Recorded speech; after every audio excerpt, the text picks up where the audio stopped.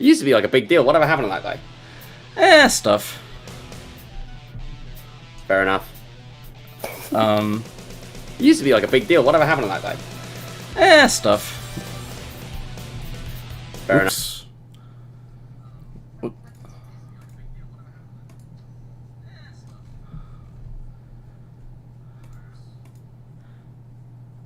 My bad. There's been a slight problem.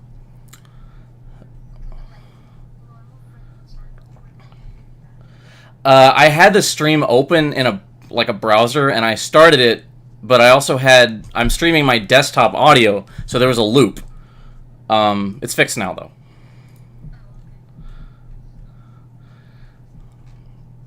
Oh, Griffin messaged me. He said he's almost ready. So, maybe. Do you want to take bets? Who's going to get here first, Kaylin or Griffin?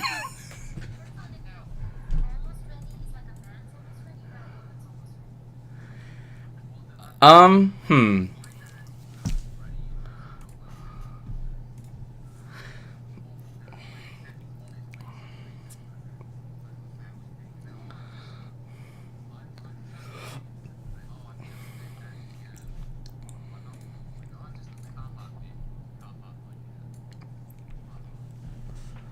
Yeah.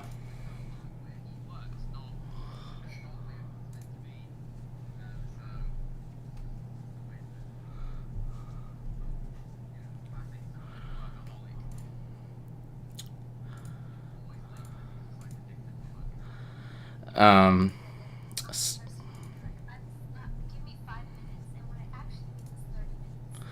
yeah. Yeah, it'll start here, and I mean, the stream is already up, so, but, we're just, waiting on Griffin. We got the music going.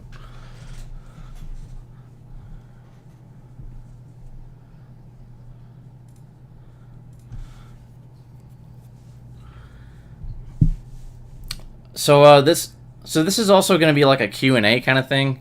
I mean, I don't expect there to be like pretty much anybody in the chat, but I mean, there's like two people, but like basically I don't expect to get many questions, but I just thought this would be more interesting than us like sitting down and recording it like offline and then I upload it. This made more sense to do it in like a live stream kind of thing. Yeah, and I timed it. I clocked him in, and turns out it's just over 3 hours. So I'm not sure yet whether I want to like skip one of the episodes or if I want to like just go the whole thing. And if someone drops, someone drops. I'm thinking I'll just do the latter. So like, yeah, if anyone here needs to like leave for any reason or like go take a bathroom break. Or just leave early because you don't want to do the whole thing, that's fine. Don't feel like you're attached to this. Okay, Griffin said he's ready. So.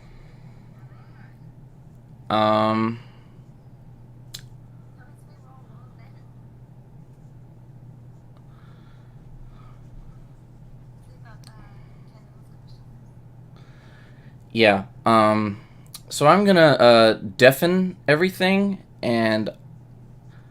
oh, hey, there's Griffin. Is he here? Alright. So we can get this on the road. So,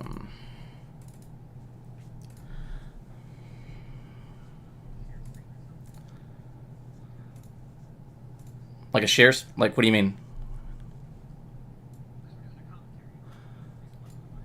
Yeah, hang on.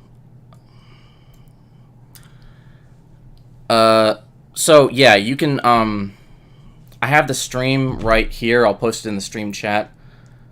Oh, wait, no, I can stream it. I can share my screen. Shit.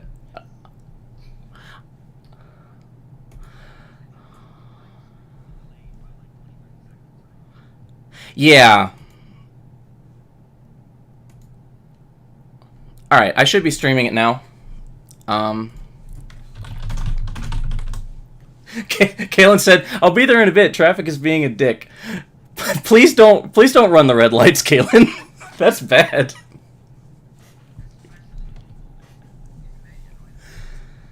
She's Canadian? I thought she was American. All right.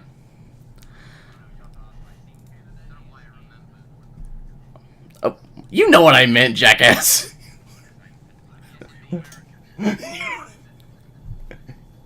All right. So yeah, she'll join at any time. So before we start this, let's just do introductions. I am Ben Albright. I am the director, editor, producer of Mega Man Zero: The Definitive Dub. Been going for 7 years now. Well, no, 8 years now. Because I'm crazy apparently. But yeah, we're gonna keep this train going. So with me we have Nixpa, who is the artist who did the fantastic season 2 finale. She did all the animation there, or the artwork, I should say.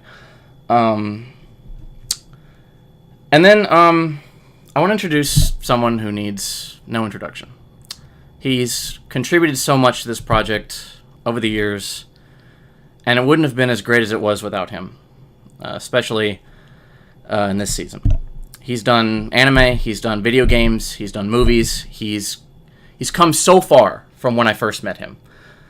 He's a man of extraordinary talent, and he's someone I am happy to call my friend. You know him, you love him. Please give a warm welcome to celebrity voice talent, Alex Ridley.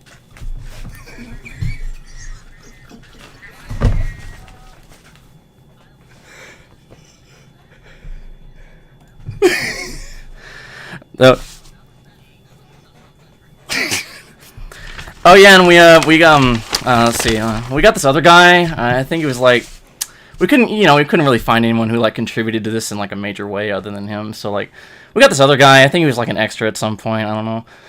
What was your name again?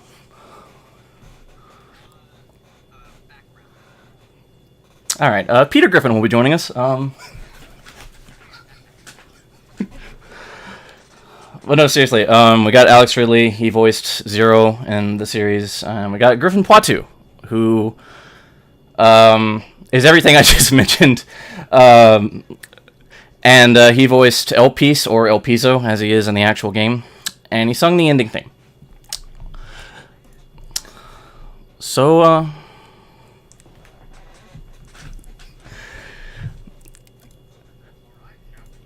all right, let's go ahead and start the thingy-mabob. It is streaming for you guys, right? Well,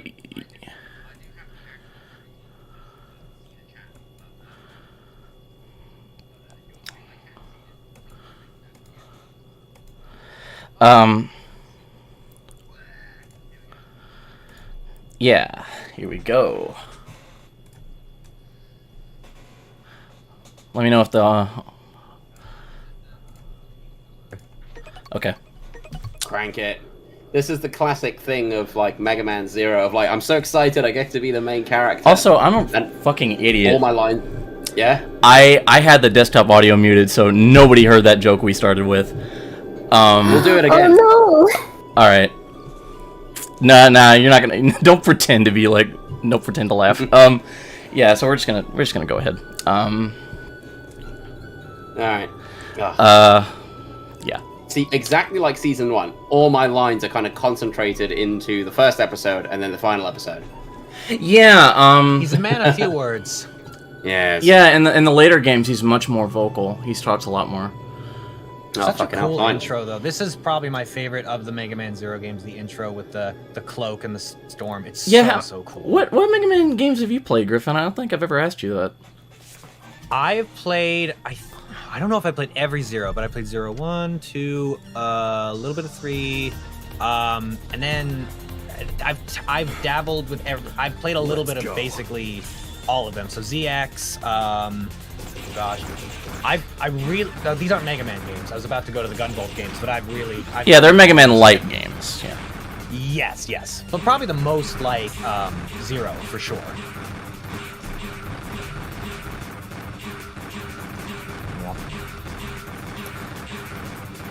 The comments are already freaking out. They're like, oh my god, Zero's voice actor has an accent. No. Yes, he's British. That's yeah. a shock. That's a shock Yeah. to everybody who sees this. Even now, apparently. Yeah, no.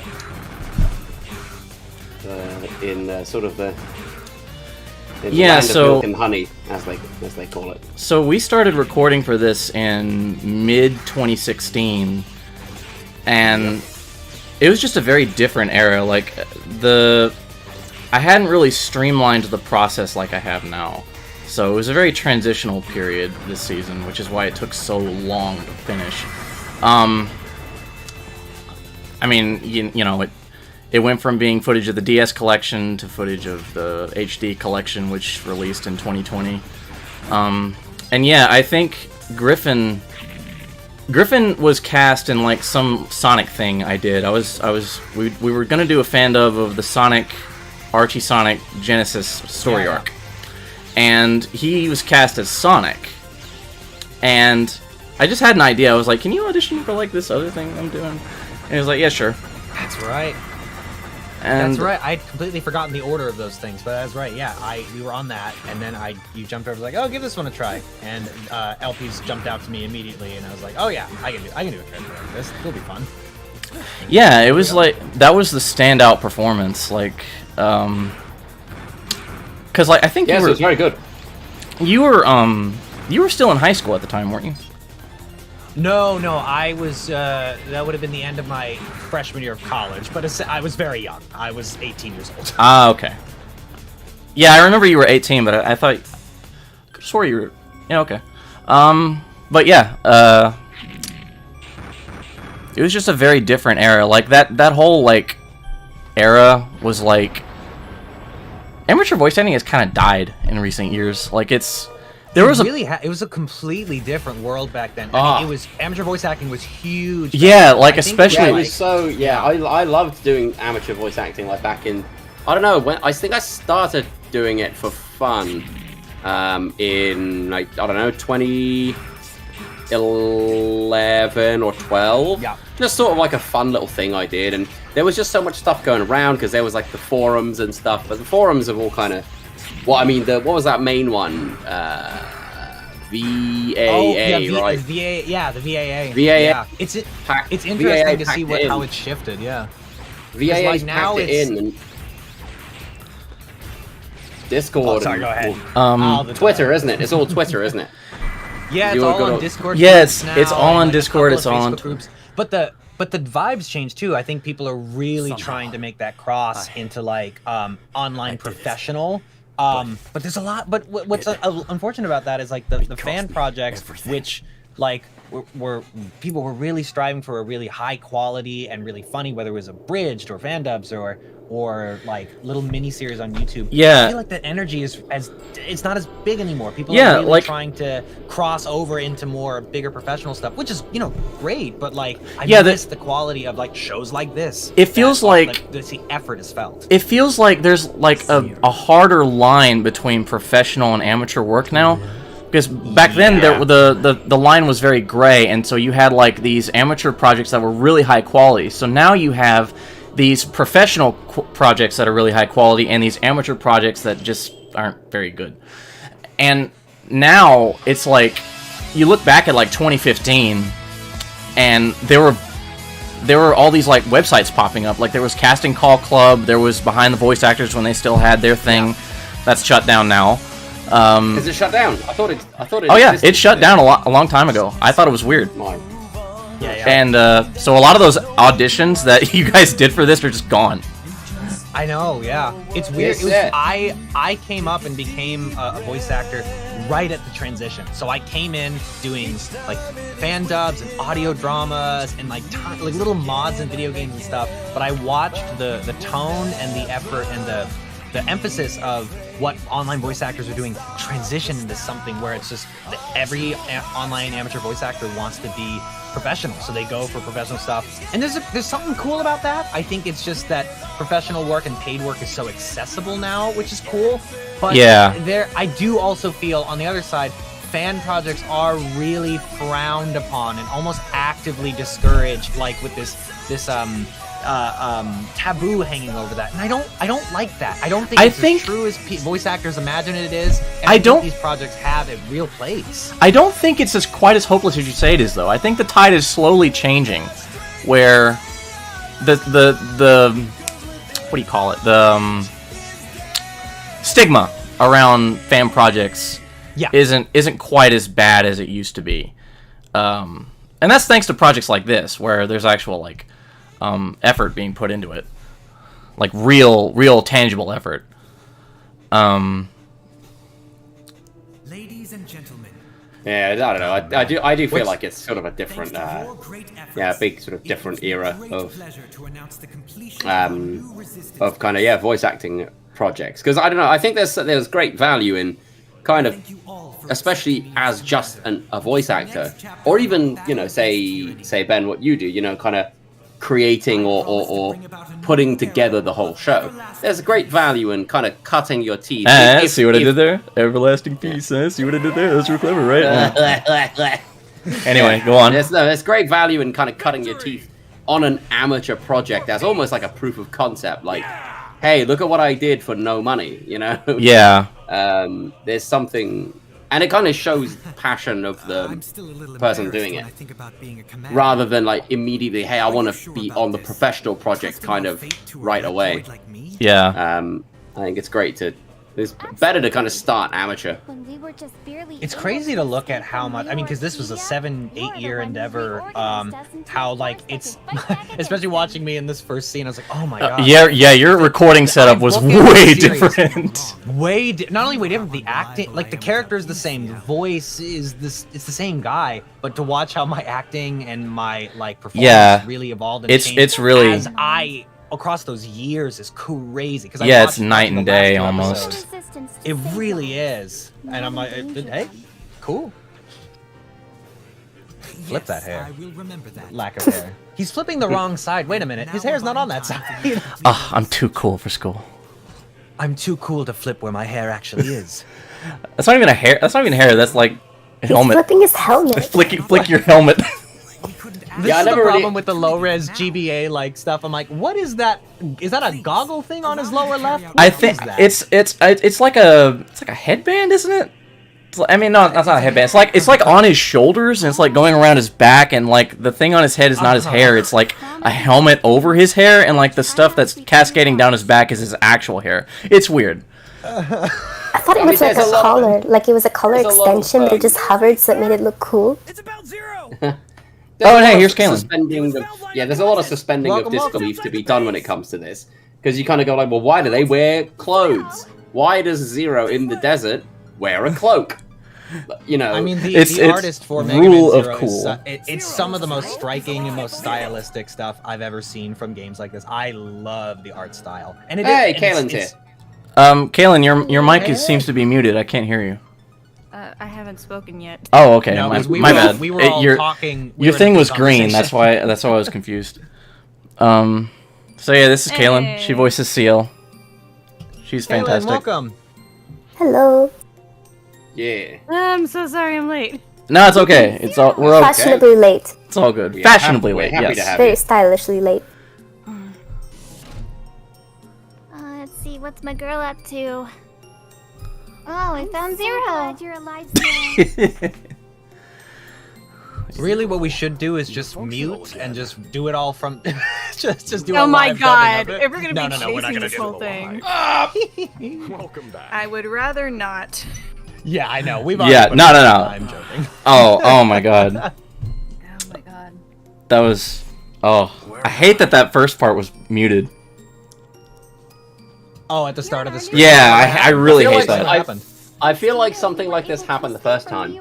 The first commentary we did. We lost the first. The recording just died halfway through, and so we picked it up like a month later. Oh and yeah, I totally remember that. And we had to like pretend we were laughing at the same jokes. That's amazing. Act two. I know you have lots to discuss with him, but So this is do we want to take questions during the from the chat during this, or? I'm happy to do so. I noticed. Hey, look, it's. Yeah, if anybody watching this has any questions for me, or has any questions for Griffin, or Kalen, Nixpa, Alex, please feel free to ask. You know, this is mostly us dicking around on the stream, but we're happy to answer questions whenever they pop up. Especially if you do a super chat, that'd be real nice. Just do a super chat, that'd be real nice. Light up those super chats. Yeah. Give the money. Light up those Someone's fryers. asking if Alex is in the stream right now. Yeah, Hello, Alex is in the stream right now. It's me. Is he? I don't know. Yes, I don't he- see him here. Yeah. He uses It's- British I don't know who power that to turn person is. invisible. That British person? Yeah, I don't know who he is. Teo EXE, who I did the. I did see in the chat someone asked if I did the voice of Dr. Weil. Vile? Dr. No, Weil? he did not. Vile. He did. Teo. Not in your one. I did Right. do it in a different one.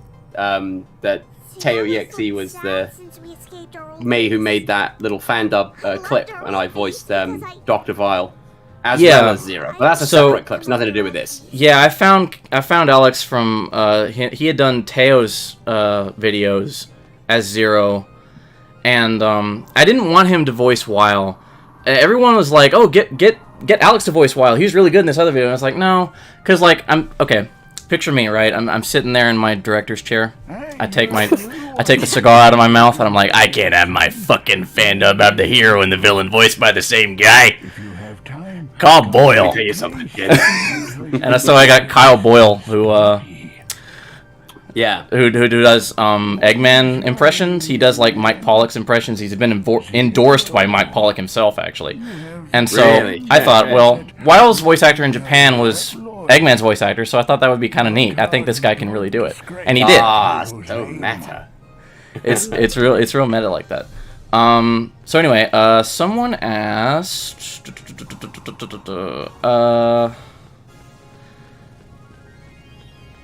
who will be voicing Harpuya if not Ben? Did I say I was retiring?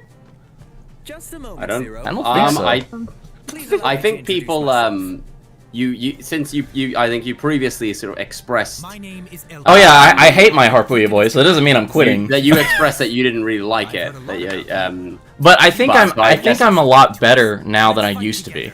Like season 1, I was horrible. Like not even gonna lie. But I slowly got better over time, and now I think I've got it to where it's kind of like a mix between like What are you going to do? oh god, Alan Rickman and kind of like a very Nice to meet you, very. Mr. Legend. Are you sure you want hey, to where'd do you go? that? You son of a bitch. You know, I'm feeling that hardcore. I just was watching my acting back in my head, being like, Jesus Christ. All right, well, 7 years ago, it's fine. Definitely worked, but Urge to kill rising. we have all come a long way, which is honestly really the coolest Al- part of watching this beginning to end. When I was watching those last 2 episodes, I was like, man, like it is so cool to see how the productions come along, how all the Yeah. like the acting and everything. It's so solid. Not that it isn't solid at the beginning, It's- but like it's- the span of time is like it's amazing to see how it Yeah, improved and improved. I think that's really the appeal of this series at the end of the day, is that you're slowly seeing improvements as it goes on, and it's becoming bigger and bigger with more production value. Because like I remember originally you were like hinting to me on Facebook, you were like, hey, maybe you should kind of like let this go and move to like bigger stuff, and I was like, I really don't want to let this go, man. Oh yeah, we had a conversation. That's out of context. That sounds like I was like this. No, not. I don't mean to be. no. I don't mean to make you sound like a Oh, dick. no. I'm not- No. I feel like I should clarify though. We were having a conversation just because projects like go on and on and on. They can get like I think you were expressing a feeling of like of uncertainty of where to go next once this was over or when this was over, and I was kind of helping you navigate, and I think I said something along the lines of like, well, do you want to see this through to the end, or do you feel like it's time to like put your efforts towards something else? And you're like, no, I want to see this through the end, and thank God we did. This is like I mean, but ending is so cool. First of all, also I should say at the beginning, like I missed it because we were talking over it. Great music choice for the opening. I mean, personally, it's one of my favorite openings from an anime, but it fits so well with the visuals. That's not me. That's not me. So like Red Maverick was like someone in the Mega Man community who had made like these fan-made Mega Man Zero intros. And so before they got struck down by the copyright holders for their music, I downloaded them, and so I messaged him and I said, "Oh, Alex dropped. I wonder where he went." I asked him. I said, "Hey, can I use your stuff?" And he's like, "Yeah, sure." So I just used one of his videos, and he made one for every game, and that's what I'm gonna do. And so I actually ran into some legal trouble the first time, because this is actually the remastered version of Episode 1. The actual Episode 1 was at the end of 2016, and I had to go back and forth with Sony Music saying, hey, this isn't the full song, can you, like, let it go? And they did let it go, but when I made the remastered version, they said, no, you can't do this anymore. And I said, okay, I'll just get a fan cover. So that was that. So from now on, if I use those intros, I'm gonna use an actual like English fan cover to avoid issues like that in the future. Which of the how many of the episodes did you remaster? I know you did season 1, episode 1, and then this one. That's literally it. I thought you did season 1's first episode, right? Yeah, I did. And then I did season 2 first, episode 1. Alex, is your mic okay? You seem to be muted. Yeah, no, I think something just happened with Discord. I just had to like, okay, like close it and start. So we got a few questions. Where? Oh my God, where did it go? Okay, so Laughter Master said, "Yo, Alex, can you do a CL impression?" What? No. I don't know any of the lines. Oh, Zero, my hero. Zero. That's all you do. Just say zero. Help me. I don't know. Something. Zero, like make love to me. Good lord. Oh no. She is 13. Hey, 15. Look, there was hundreds and hundreds of maybe thousands. Robot. Look, it's How old is robot. Zero? You would Yeah. know. Yeah. It's robot. Anyway, everybody chill. So we got another question here. In this channel, who will voice Amy Rose? Yeah. Oh yeah. She shows up later, of course. Yeah. Griffin will be voicing Amy Rose. I think that's What's up? I think that's a only hard pass on that one. I think that's only proper. Look at this cyber elf. Isn't it amazing? Ben. All I will do is quote that meme. The "Get those grippers away from me." Does anyone know what I'm talking about? I got one laugh. I'm conducting tests on its I don't. to understand its I don't know it. The silence is not Speaking of laughs, so the last season it was like take a shot every time CL says zero. In this season, it's take a shot every time Griffin laughs. Every time Elpies does a laugh. Every time Elpies does a laugh, take a shot. You die. All right, sort of. Your liver will kill you. Yeah, he's bemused constantly. I don't know. He Just his baseline. I don't know, because LPs is sort of generally generally very fabulous. Nixpa, can you explain the whole Spanish? Oh, okay, so I have a bunch of like Hispanic viewers and Brazilian viewers on the channel, and so they were like, when I retranslated El Piso to Elpies, they were like, "That's kind of weird, dude." And so Nixpa, who's a native Spanish speaker, she explained it to me. Nixpa, can you do that? Oh, why you change it from El Piso to El Piso? What does El Piso sound like in Spanish? Oh, El Piso. I don't like. Wait, you mean like what does El Piso sound, or what El Piso sounds? Because El Piso sounds like the floor in Spanish. Yeah, but I think you said something like oh my god, you didn't, and then like you was like El Piso sounds like El Piss, like. No, like in English it sounds like El Piss, but like in Spanish it sounds like you're saying the floor if you're not thinking really quick. Like obviously it sounds different because El Piso, you put like a little bit of space and then you say El Piso. You kind of say it a little differently, but it does sound like the floor. I thought you said something about it like sounding like the piss or something like that. Not in Spanish. They don't say piss. We're saying Elpis. It's a different word. Oh, okay. My bad. Yeah. Rolta says, The Ben, floor is where I will have my enemies rolling dead in El Piso. It sounds almost Italian, the El Piso. The great El Piso! Hey. I think Elpis is better because it's like a Greek word meaning hope. Yeah. Yeah, it's like... Which he is. By the way, I am really proud of that editing on the end there. The way it like cool. kicks immediately into the music. Also, can I just pay Griffin a compliment at that today, because I watched the latest like 2 videos, and your acting was inspiring. It was thank you so much. good. I loved it. Oh yeah.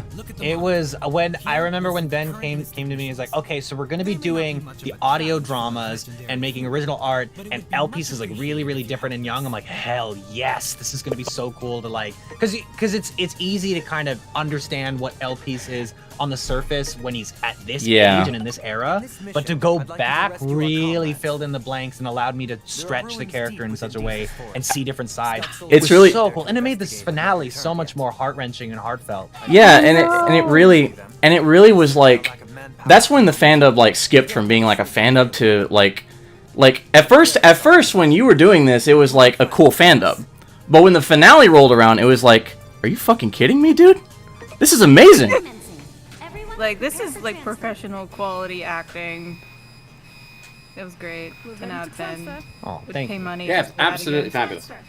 I don't know. It's one of those things where I was watching it as well, and I was sort of watching. Oh, okay. And I was like, oh, okay. this guy takes it seriously. Hey. So season 3 has some really big shoes to fill because Griffin won't be in there. We're fucked then, ain't we? Hey, I'm not the only one doing Oh, great might as acting well here. just Calm burn down. the entire project down. You guys will now. be fine. Yeah. Oh yeah, so I meant to ask earlier. Roltis said, Ben, are you planning to cover the audio dramas for 032? Yes, but probably to a lesser extent. I don't know if Nixpa wants to be doing that kind of project again. It was very stressful when we were trying to get that done. It was supposed to be like 8 months, and ended up taking like 2 years. So actually 3 years. But That's what happens when you ask someone who's got a job still in college and moved to do 2 different states during that time. It happens. There's also the fact that I'm happy to say Nixpa and I have been in a relationship for most of that time, and you can see we have matching avatars. And so usually it was like, okay, do you want to work on the project? And I was like, let's play Professor Layton. Okay. Honestly, good use of the time. Yes. Seriously. I expect to hear you in the new Professor Layton game. If you're not, I will riot. Oh, actually, that's a good question. I don't know. I think the people who handle the voice acting for Professor Layton, I think they are a UK-based company. So a couple of the games Capcom will do, they ship over to the UK. So like Xenoblade Chronicles 2, and no, all the Xenoblade games are over in the UK. So I unfortunately do not get to touch those. It's really funny. Like, I remember this happened. Like, so me dealing with this series is I've become very familiar with your voice and how it sounds. So when the trailer for Final Fantasy VII Rebirth came out, I messaged you on Facebook. I was like, "You son of a bitch! I know that's you." That is not the only trailer you've done that for, by the way. You are very keen. You're like, "It's you." I'm like, shut up. I love annoying you like that, man. I love it. That is cool though, because Elpiece is a very particular voice I do. It's my it's now, funny enough, the Elpiece voice changed a little bit and then became my Louis voice for Beastars. Oh, and really? It's also like, yeah. I mean, if you listen to Louis and Beastars and Elpiece is more, even more, probably a little bit more theatrical than Louis is, but they sit in that similar, just very erudite and proper kind of voice I do. I use this voice like a version of it also when I like narrate audiobooks and stuff, like in the third person. Yeah, so it has become a staple voice for me. So it's interesting that you can still recognize me when I'm doing my more natural stuff. But you've also heard me in my natural voice a ton. So yeah, there's that too. Oh yeah. Oh, new member. Yeah, this is Dracula 9 Anti-Chapel. He voiced Servo, and he also did the remixes of the final boss themes, and he did a lot of the sound effects, the new sound effects that you hear with the voice clips and the gameplay. Nice. Awesome work, man. Oh, thank you. Very prominent member of the Mega Man fan community, too. I don't know about all that, but You got more subscribers than I do, dude. Just saying. Is the last, speaking of the Mega Man community, was the last prominent game, or mainline series one, was that 11? Yeah, it was 11. Unless you count Man, X Dive. it's been a while. X Dive is going on right now. So, but that's more of a MMO type spinoff thing. It's a gacha game, basically. Yes. Oh, 2020s. Yes. It's the decade of gacha. Let me see if we have any more questions. Hey Griffin, how's voicing Genki going? Genki? Oh, Genki in Spider-Man. Yes. Well, the game comes out in 2 months, so that's Hi. all I can say. Hi, I'm Griffin Puatu. Are you excited for Spider-Man 2 on PS5? Pre-order now. This would be a great time for me to do a paid... Yeah, this is paid advertising content. This episode is sponsored by Keeps. I don't know. I thought you were gonna say Raycon. Does your penis not work? Blue Chew. Oh my god. It's always something like that, isn't it? From the makers of Azrath hair's and Metro, falling out? Zinthos. Does your dick not work? Is your hair falling out? You want this It pill? really does show you the kind of people, though, who listen to podcasts. You're like, oh no, it's men whose dicks don't work and hair is falling out. Because I love telling what the podcast audience is based solely on the ads. I'm like, I see who we're advertising to. Oh man, I fell out of sort of out of love. I used to listen to podcasts like a lot.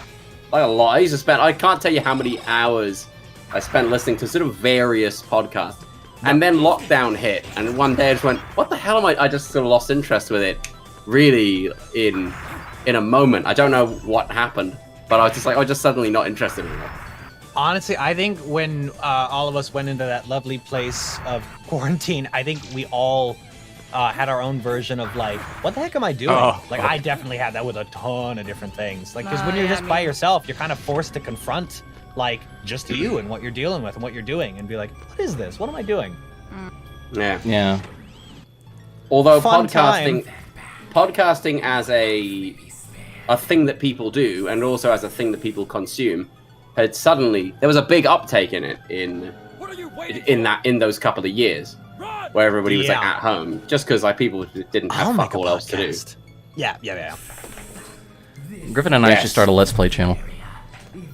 Listen, we have flirted with that, but the love has died. 2023, let's do a let's play. That's like being like, dude, we should do like, that's like saying in 10 years we should do a podcast. Oh my gosh. Man, yeah, it's weird to see how like the what people watch now has changed. 10 years ago, Let's Plays. All of the 2010s was Let's Plays and Let's Plays, and then it transitioned. Now it's like, it's Mr. Beast kind of content, like man on the street. Let's use money and do that. It's like kind of and I don't mean this is a negative, but it's it's like a performative. What's popular is kind of like performative charity, active. Right? Yeah. And I don't necessarily mean that in a mean way, because sometimes those videos can be very uplifting and positive. But that is definitely what people like, is at the top of all the trending charts on YouTube, which is very interesting. See, I'm just a fucking numpty. I don't even bother looking at the trend. What's trending? I just go, I don't know. Just a bit of a muppet, really. But Yeah, okay. I guess I should just get with the times and watch some more Mr. No, Beast. no. I don't think I'd heard of him until... No. Just do what you like, man. It's, people are I'd gonna never like even what heard of they're him like. until about 2 years ago. I was like, oh, what an interesting fellow. And I go look at his channel, and he's got like 10... Like, he's got like a billion gajillion subscribers. I'm like, oh, weird how I didn't hear about him until only a couple of years ago. You can get so famous. It's kind of a nice generational check to see like what the current generation of like kids and teens are watching. Because 10 years ago, it's PewDiePie, Markiplier. 10 years now, it's Mr. Beast, and it's kind of a good sense of like, okay, what are young people interested in? Like, what's going to be coming up next in terms of like widespread? Oh, you don't even know the half of it. Well, you heard it here first. We're turning Mega Man Zero into a creepypasta.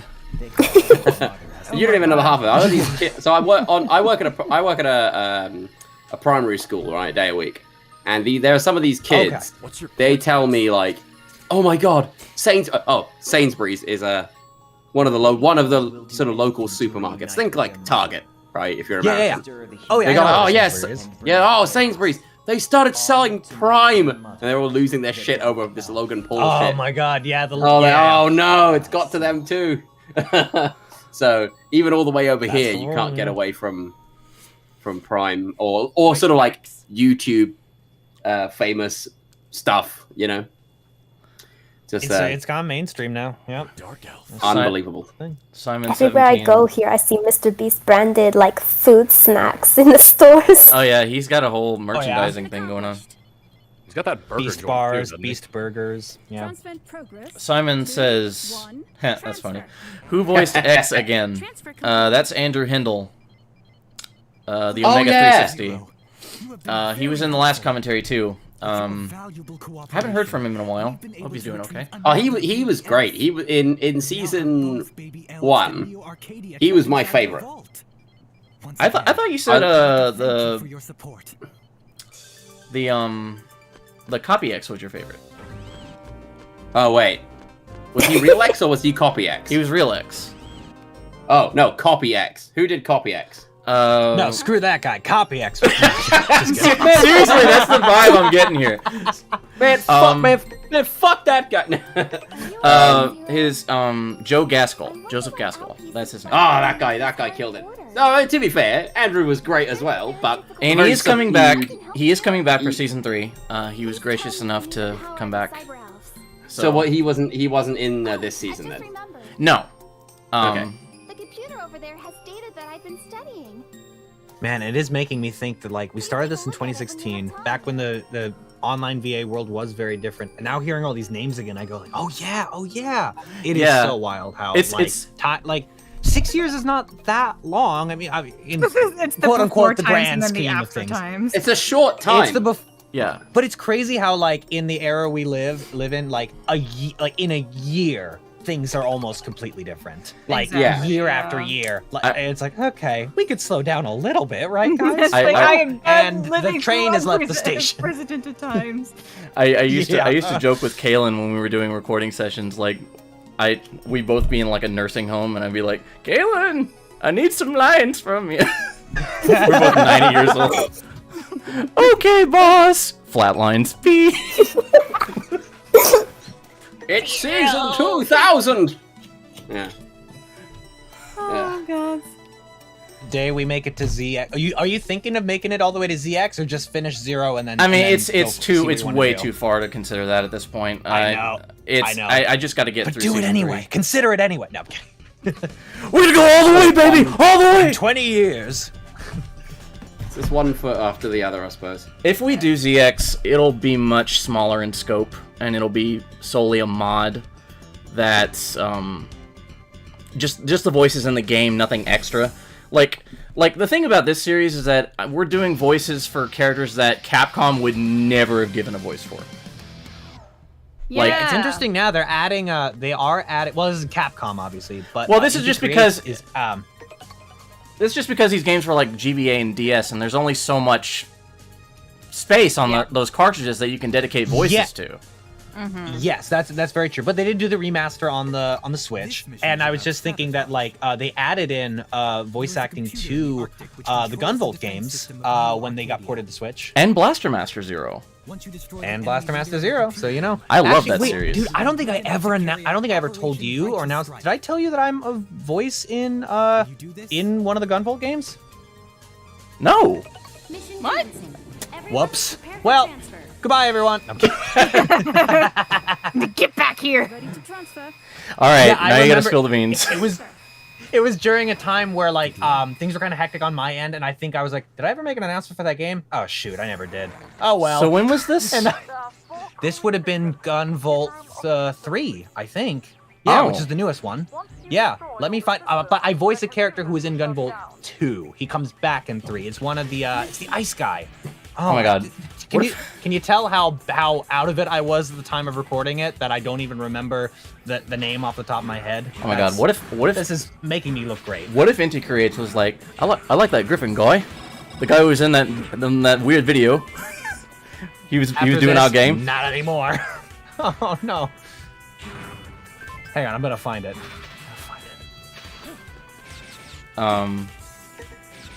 Yeah. See if we have any more. Tenjin, the Frozen Blade. Anyway.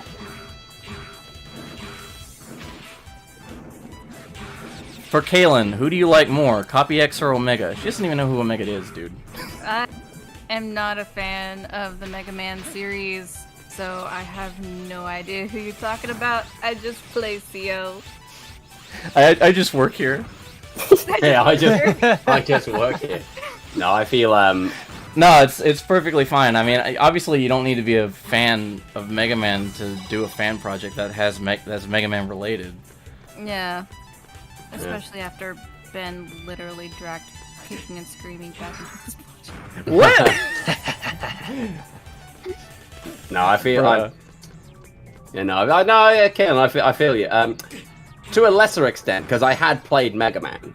I knew Mega Man Zero. I'd never played the Zero game. I think I played up to like X6 maybe. I played like X3, 4, 5, and which one's the first game with Axel? Which one was that one? 7. 7. I played up to 7. The only I can see Axel why I seven. know you went is farther. from Kingdom Hearts 2. The best. So I didn't really know the Zero games. So Ben gets in touch with me. Hey, I'm putting this project together. Do you want to do it? And I'm like, hey, I'm however old I was at the time, 23. I was like, yeah, sure. I don't know. I'll do it. Again, this was back in the old, Griffin, you said about the old days of amateur online voice acting. You just kind of, unless you were busy, you just said yes to everything.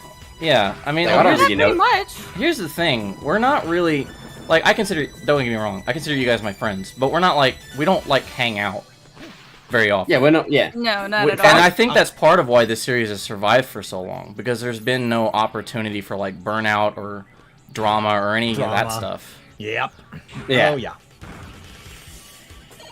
And Yeah, I that think was certainly that's part of the really old voice acting days. Yeah. yeah. So one of the things I noticed back in the old voice acting days is whenever you would do a fan project, I met a couple of directors who they really wanted everyone to be friends with each other, and it was so awkward because like No, you can't do that. yeah, like Kind of forcing friendship and camaraderie and stuff. I mean, That's also known as being mental. Not really like a friendship is magic, but come on. Also, Yeah, I know. You have Like, the benefit there of a director that's actually Manipulation. like talking to people and following through. Yeah, exactly. That's the most important thing. follow through is the one thing. That's another thing about the old days. Very few people ever Oh follow my through and God. finish Oh my anything. god, there was I one hated that I it auditioned. so much. I did one for it was right when the TFS ones were really big, but somebody was like, "Oh, I'm gonna do a Helsing." I don't even remember the person's name, but it was on casting call, and it was, "Oh, we're also gonna do another Helsing fan of this and that." I'm like, "Oh, okay, it's Helsing." I already know. I know the subject matter, so I go through and I audition for basically every male character. I get somehow every male character, and then No. Nothing. nobody heard a word. Nothing. from the director or anybody. No, after that just that. tells me that the director. That just tells me that the director has absolutely no direction. Yeah. Oh, in the early days, I collected those experiences like trading cards. I'm like, and there's another one that didn't get back to me. I got cast, and there's another one. Yeah, you kind of learn. It's I think the landscape changed, and then you kind of learn to discern. That's the thing. Yeah, that's why I kind of like straight up left CCC because the directors never get past the casting stage, or they didn't have like anything to make the voice actors go off of. Like they didn't even have a script. Yep. Mm-hmm. Yeah. It's That's part of the positive of things project, changing. and then Like we had I to think. Scrap it. Oh, sorry. Go ahead. No, you're fine. It was just I even from the other side of that, I feel like I have put one thing as an actual casting call on Triple C, and it was for the bigger Castlevania project before we kind of shelved it because it just wasn't feasible. But it drove me because I mean we had everything laid out like here's the character, here's a little bio, here's a bunch of different like lines that out of state, so we can kind of get a range of what's shown. We got some really good stuff. We got most of the people, and then stuff happened, and we had to basically shelve the project. I'm like, well, fuck, I just wasted all these people's time because a lot of them were really good. So I was just like, mother. But it's a shame, but sometimes these things happen. But you can kind of tell when someone sort of just doesn't know really what they're I think that's doing. one of the things I learned as a director is that you really can't treat the actors that you bring on. You can't treat them like they're interchangeable machine parts. You know, you have to treat them like people with schedules and people with like they're human beings. You can't just like. You have to like respect their time and respect their wishes for how they want to communicate with you. As long as they're respectful to each other, that's all that matters. What really showed that to me was like, I think a lot of it has to do with that we all interact online. There's usually no faces involved, no cameras. A lot of times it's just over chat, not even like a call, even like this. But I remember when the pandemic hit and a lot of the professional work I was doing ended up all of it was just now work from home. I started to feel that same vibe I felt online of sort of like there's a personal distance here. Like people aren't treating each other in the same way that you would in person. I think in person, like there's a lot to be gained in terms of just like understanding people's communication styles and boundaries and like, they're more of an extrovert and playful. I can be more playful. They're more reserved. I can kind of approach them this way. So it's easier to instantly learn that when you're in person with someone. Over the internet, it takes time and you have less information to go off of. But Mission accomplished. So we got a question. Is Alex doing his Zero voice now? No, that's just at Dracula 9 Anti-Chapel, who kind of does sound like Zero's voice. Well done. Oh yeah. So it's such a now that I've got a mic that's not destroyed by my right on terrible room acoustics. Operations are progressing fine. No, the zero voice is just sort of Colonel. yeah. No, it's just a sort of a voice that I do, isn't it? Colonel, I'm trying to sneak around. The clap of my ass. The zero, yeah. The zero voice isn't much of a voice. It's not that similar. It's not that dissimilar to the voice I normally talk in. It's more the accent, right? Yeah, you clean up the accent a little bit. It's the accent more than anything else. I have to, if I change it into Yeah, you have one of the most convincing American accents I've ever heard. yeah, for sure. Oh, Dankeschön. Most good. So it's just the accent that you have to switch up, and I think in you see this because obviously the majority market share of film and television and that kind of thing is US, right? So if you're an actor in Britain or Australia or New Zealand and you want to audition for roles, there's not that many, British roles or Australian roles. There's not that many this character is British in this American film for no reason. I mean, look at what's fella called Spider-Man. What's his name? Young guy. Tom Holland. Tom Holland, right? Tom Holland. He's English, right? But he has to do this kind of like Queens, or he has to do this New York accent because Spider-Man is a New Yorker, right? Mm-hmm. But that's just kind of if you want to do acting or even voice acting most of the time, especially in any type of anime and or gaming. Kind of the American accent is, and it's even like that kind of. I don't even know what you'd call it. I call it kind of TV American. It's not really regional. I've always Called like standard American. Yeah, standardized or like Midwestern. It's like Yeah, that kind of Midwestern American accent that doesn't.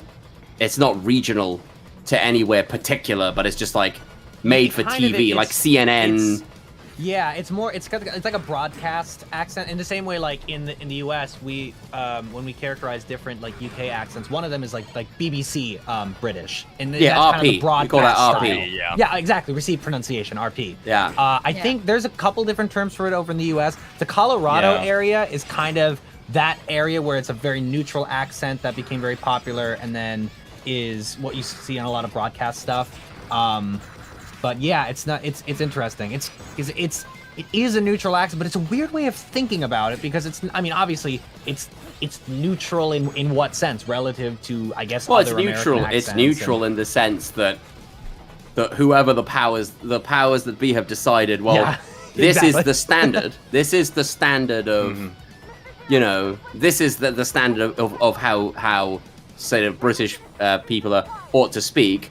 However, it doesn't really make any sense because for such a small country, Great Britain, well, England, let's just say England has such an abnormally large number of accents. Manchester and Liverpool are only about a 45 to an hour drive away, but the accents are already entirely different. That must the so Welsh different. accent. The Welsh accent is another one where I had to do that for an audiobook, and I was like, oh my god.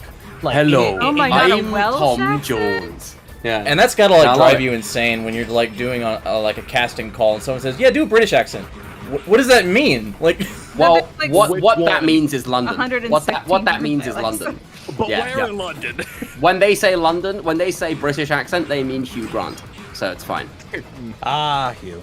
It's just like the Queen's English is what I. The Queen's English, right? yeah, yeah. I speak in a, Or at least try. to I speak in a sort of speak with, RP. like there's an egg at the back Yeah. of your tongue. Yeah. So it's in the the south of England. Pretty much. Yeah. But like I don't know. I'm trying to think of who speaks like ultimately sort of RP English. Stephen Fry. I don't know if you got. I've heard Yeah. that, like, Oh, actually, tiny- I should Rowan mention. Atkinson. There we go. I want to mention this. So, Elpiece, I think we toyed with him having an English accent at some point. That probably sounds about right. Yeah, because I think I asked you to do a American accent and an English accent, nothing particular, just like whatever take you want to do, and we just went with the American one. And part of the reason for that is I didn't want every villain or stuck-up asshole in this series to sound British. What, you don't like Die Hard? What's wrong with you? That man was German. Because, like, I'm sorry. Perfect Just German Alan accent. Rickman. You shut your mouth. Sorry, because originally You don't like the Harpuya last- was going to be British for the exact same reason, and I was like, no, there I is probably one- shouldn't do that. I missed that era though of the evil. So I watched a film recently, The Last Action Hero. Who's seen that movie? Starring Arnold Schwarzenegger. Right. Yep. Charles Dance is the villain of this film. Charles Dance. Who knows Game of Thrones? Oh, Charles Dance. Charles Dance plays yeah. Tywin. Is that his name? Tywin Lannister. I don't really know Game of Thrones that well. Yep. Yeah. And he just plays this gloriously sort of British English villain. And I was like, I just kind of miss that. I know it's a stereotype, and maybe it's a bit mean, but I'm like, I don't know. I like the kind of cackling evil Englishman as the villain of an American story, because it kind of only works in the context of an American story. Because if it was a British story, just be another bad guy, right? It's like, oh, he's exactly I like think us. the but- Indians would have a disagreement with you there. but their films I don't think really there are have English bad guys for some reason. That's a good point, though. Yeah, that's Yeah. so. Oh man, that's a whole can of worms to open up. It's like, Well, oh, yeah, they've- that's a good yeah. point. Well, no, Bollywood's great. Oh, it's the best. It's the It best. is a fascinating. Not even fascinating Bollywood. art It's just form. like Indian film where all the Indian action films are the best in the world. I like that one Terminator one where he turns into a ball of just giant Terminators that all have guns. Yeah, terrific. I also realized with LPs when we were figuring out the sort of is he British, is he not? What I also realized that in fantasy, Yeah. they like to use when it's not a British accent, or actually in a lot of American fantasy video games, they'll do this sort of almost transatlantic, very proper way of speaking. It's not British, but because it's still rhotic. I but call it is- That's a very it's good point. I call Yeah, that but- the Frasier accent. Yep, that's a great way of putting it. That's Who's exactly seen what it is, Frasier? and that's absolutely Kelsey Grammer. Yep. Great, Yeah. great. And I think one of the big accomplishments with LP's voice was we found that tone where he doesn't, in these early chapters, I mean, he sounds like you can't really tell what he's thinking towards Zero when he's talking to him. It's like, is he yes. friendly? Is he friendly? Is he sarcastic? Is he an asshole? You don't know. It had that kind of like weird gray area is where, Yeah. anyone watching this are not really sure what to think of him. Interesting. Yeah, he's See, I always presentational interpreted- and withholding. Yeah, I never got that vibe from it. I always took it as like, not like what is he thinking, what is he? I always got the like, he's putting a face on right now. Like he's Yep. putting on airs. I don't know what the airs are for, but he's putting airs on right now. Yeah, there's that. But also, in the game, in the script, he calls Zero Mr. Legend like one time, and so in this series we had him call him that more often. So it was like he's like I don't know the like specific term for like, Is he buttering him up? not really. It's more like or even teasing him a little. yeah, like teasing him like, oh, you think you're hot shit. Yeah, it's like, you think you're a hero? I'm the hero that's gonna save Neo Arcadia. I'm the hero. You're Yeah. you're outdated. Yeah. When we that- started Technically, it was exploring outdated his in the X backstory, series, I think but- that's when I kind of got. But no, yeah, when we started exploring his backstory is when I kind of got more of a sense of where he was coming from in that regard. Yeah. Because I think when he was younger, it's just like, this is what I was built for. This is all I'm gonna do. That's all I'm capable of doing. Yeah. And then he was a lot more deferential to authority, especially the Mavericks and and those kinds of people. And then when he kind of uncovers the truth, I think he kind of I think that's when things shifted for him to where it's like, are you really a hero? Are you really like the one changing things for the better, or are you just built for a specific thing and you haven't broken out of that? But exactly. I have. Yeah, I you can put be it in whatever I better wanna words be. than I could have ever could. Well, I hope so, because I had to play it. I had to sell it. Yeah. Yeah, this was almost like, it's funny because like when you look at season 1, it's more like it feels like CL's story and not really Zero's, and season 2 it's more like LP's story and not really Zero's. It's like Zero. Will never be Zero's story. Well, season 3 is Zero's story, but Yeah, like, what is it? My fucking story. but like, 3 and 4. this is your story. Yeah. But fucking CSI. Going. These are their stories. but like no, like it's more like Zero's kind of like a observer. He's kind of like someone who's just like making his way and just exploring like all these like stories of these people who are living in this time. It's a very classic kind of. I mean, that's how most Ronin type stories. Yeah, go, right? exactly. It's very Wanderer- Ronin. They like the Ronin wanders into somewhere into someone else's story, and those are the people that matter. And then the things happen, and then the story's over, and then the Ronin goes, well. Yeah, and fuck, much like and then he wanders in. And like any Yeah. good Ronin story, it's not until later where you actually like explore the character, which is what Mega Man 03 does, where you actually learn like what was Zero like prior to when the series started, you know. Honestly, the genius I think of, like, especially in the first game with Zero, is that aspect of him that you can instantly kind of as a player project onto, but there is still a sense that, oh, he's got a past. Like, Yeah. for me, I didn't play the X games first, so I didn't know Zero. Oh, So really?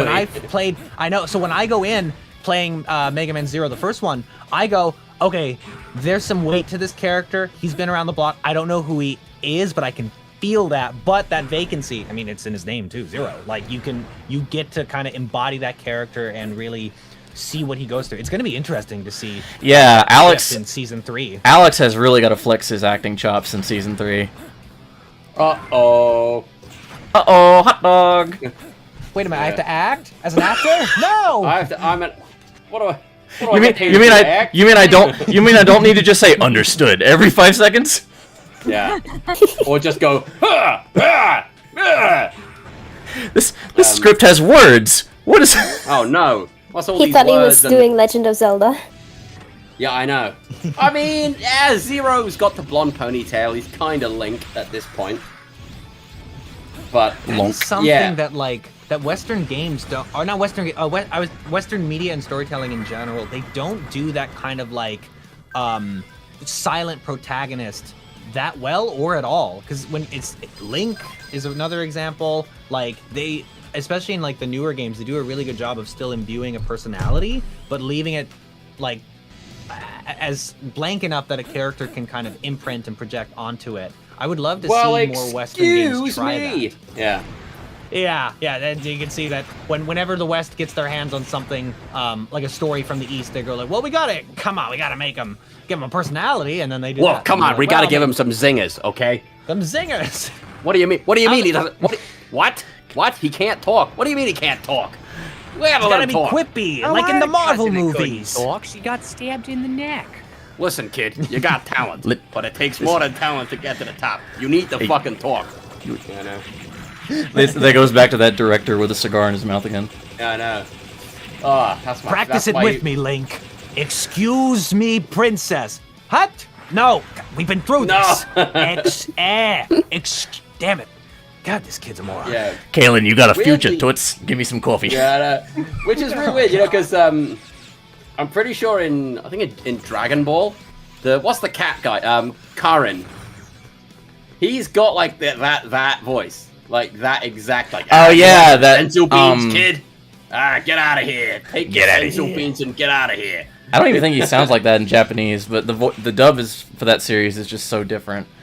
Like, oh man, it's really when we were doing this, I mean, I didn't like use the Japanese voices as like gospel, but like I like dubs that take what the Japanese does and like flip it around. Like how can we like look at what the Japanese is intending to do, the kind of emotion and tone it's doing, and bring that out like 10 times as much.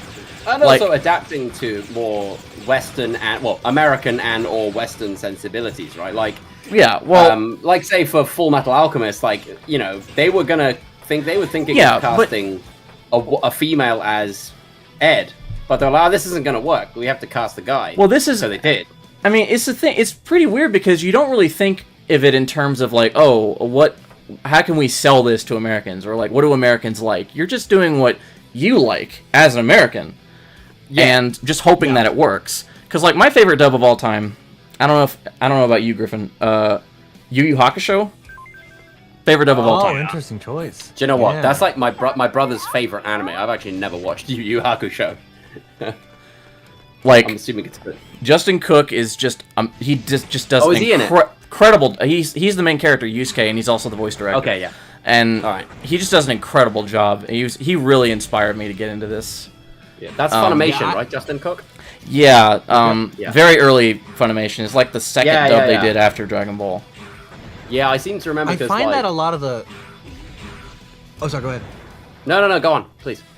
I was just gonna say that a lot of those older dubs was interesting. Is that ethos of we want to like honor what the Japanese did, but as exactly as we can while still making it work. That's a much newer thing in dubbing. It's a lot more based on voice references. What does it sound like? What does it sound like? I notice a lot, even with really good dubs nowadays. You will be remiss to find a voice that is off from the Japanese by but even like a standard deviation. But back in the day, that freedom I think really allowed for like choices to be made that still honored the Japanese and the intent of the character, right? But worked in the adaptation. It was right, and that's the kind of like tone I went for.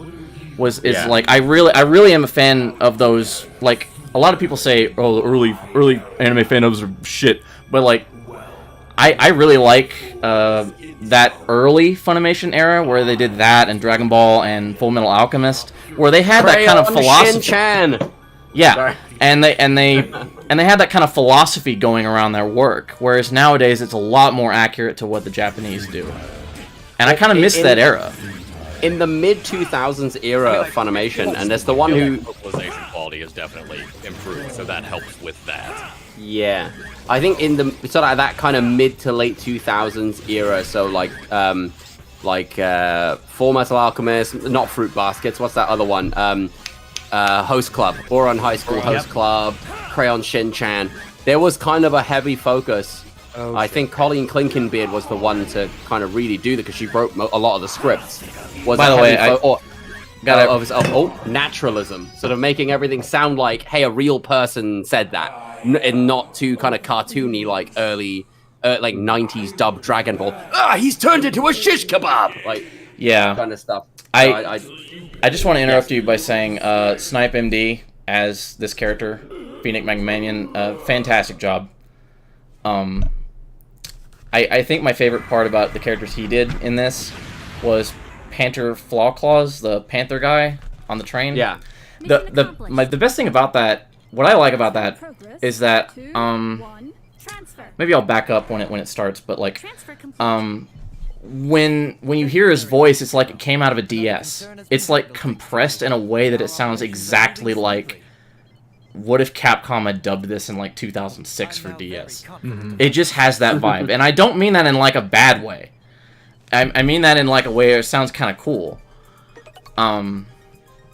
So if once we get to this episode, we can like back it up and you can like listen to it. So it really gives off that vibe where it came straight out of a DS cartridge. Yeah. So some of these that we're gonna see are like episodes we've not yet seen, or so here it is right here. All right. No, these are all episodes that are already out. Yeah, these are. Okay, these so we're are, only. This is only episode 2. I mean 3. Episode 3. Oh no, as we get to the. Are we watching all the episodes of season 2, or is it season 2 so far? This is all season 2. Okay, so we're doing the whole of season 2. Right, that was the idea. If you guys need to leave for any reason, like if this is going on too long and you just need to get some work done or something, no, because feel free to leave. You don't need to be tethered here for the whole thing. I intend to stay for the whole thing, but yeah. Also, if you guys need a bathroom break, we can stop at any point. Oh yeah. I would love to stay for the whole thing, especially because all the juicy bits happen right at 12 and 13. But I would probably in the. When is this filler gonna get over? God damn it! When's the good? When's my thing? It's LP0. Well, this is your thing right here. This is when this episode. Very I good think. Job, Zero. This episode, I think, is when people really started. This is when people really started to notice your acting skills with this Is this character. the one where like LP gets really close to the camera and then he has a little like no maiden's face or something? No, not that one. That's where he like goes insane and he's like, okay, throwing all my soldiers at an unending army didn't work. So I'm just gonna throw myself at the army and see if that works. What is it, Monsieur? Oh my god. Hell yeah. No Cyber Zero. Oh no, it's time to hear the old mic. Oh god. If we conduct an all-out attack like this, many people will die. People die when they are killed. I'm afraid that's the price we must pay. Remember, By the kids. way, Kaylin, I adore your voice for Ciel. It's just so precious and sweet. Thank you. Ciela's almost done with her research. Toasters, toast.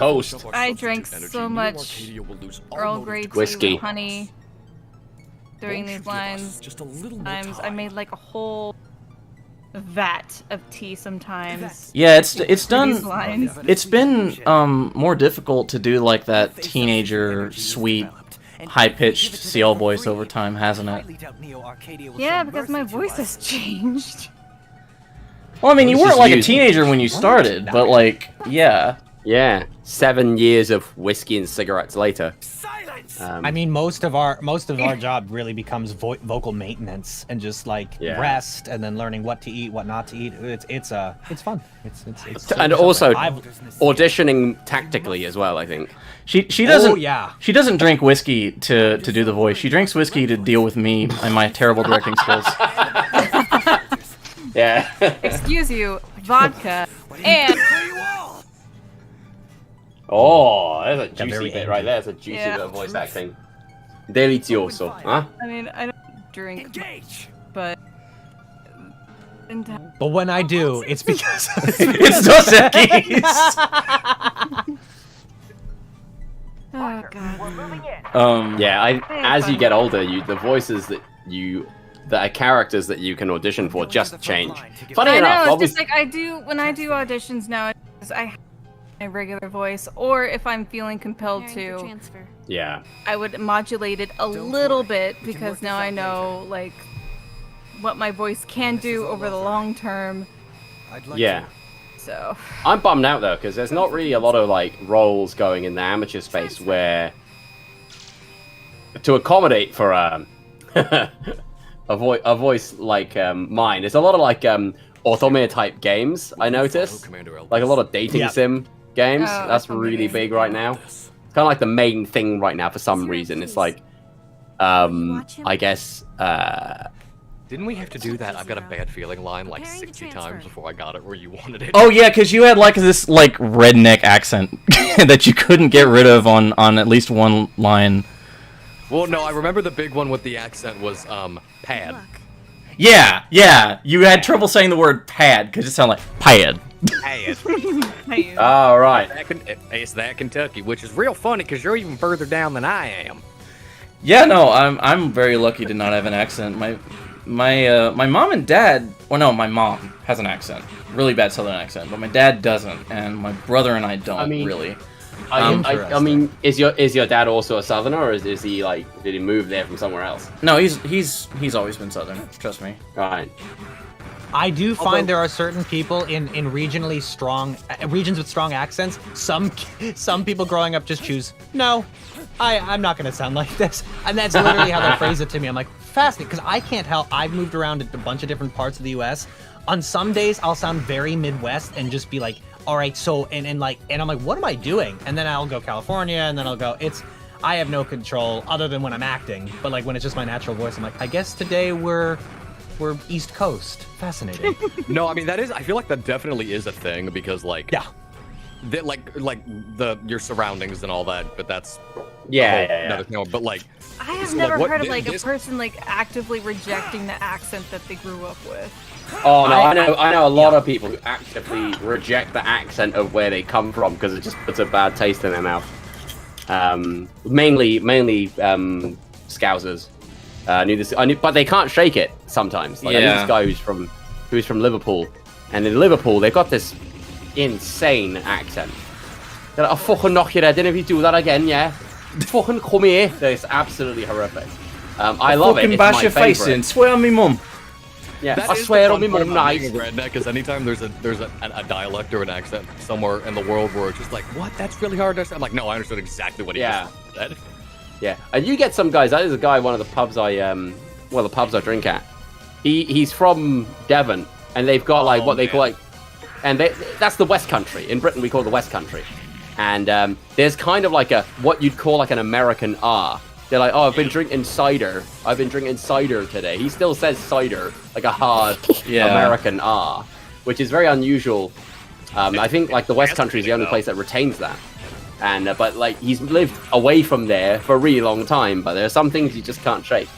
So I think I remember learning the history of that. I believe at some point in Britain's history, the upper class decided, well, the entire country had been a rhotic country, meaning they pronounced their R's. And I believe the upper class sometime between 1500 and 1800, I don't remember exactly when, they went, we're going to drop that. So to distinguish ourselves from common folks. And that's why a lot of the more working class areas of the UK have that rhotic R, while places closer to the city, like London, do not. I believe that's the Rotic R. case. I mean, the Rotic R has sort of disappeared entirely from Britain, other than in the West Country. So places Right. like Cornwall and Devon and Plymouth and stuff. You know, or maybe not Bournemouth, but like the West Country. You know, It the very kinda south. sneaks in the Welsh accent a little bit. Yeah, the Welsh. Yeah, the Welsh. but Yeah. That's I don't know. And Obviously, here's because they're my, a different country, we don't consider them culturally the same Right. necessarily, because they are a separate country, even though. So, you know, with Oh, here we go. Harpuya, when I do Harpuya, or when I did it here, I had to like artificially pitch my voice up, Won't thank you. and it's become, I don't know. I still haven't really perfected it. I don't Even think, but more resistance forces will die. I think It works, though. It I think sounds I think it really works for what it is. But I think season 3 is when it's gonna sound so much even better. So yeah, the thing is with Harpuya is that I think I told this like the commentary of season 1 is that originally Andrew Hindle was gonna voice Harpuya, and someone else was gonna voice X, and then we swapped that around. Because I was such an egotist that I wanted a more major role. Can you hear that? And but yeah, I'm really proud of how I did Harpuya here compared to the first season. By the way, if anyone's asking about what I'm gonna do with like season 3, season 4, like ZX, I can't answer that. Like if you ask me, oh, are you gonna have Human society. Lucas Gilbertson voice Omega Zero? Like, I don't know. I'm not gonna like. I'm not gonna like. even allowed to do that. I'm not gonna like casually announce that here. Yeah. Surely he's not allowed to do something like that. I anyway, want if stuff to be a surprise, you know. Nah. But I mean, I don't even know. Like, Lucas has been retired from doing fan dubs for Zero for years, so probably not. I mean, he did voice Zero in the terminal montage video, something about Mega Man X. Oh yeah, that's true.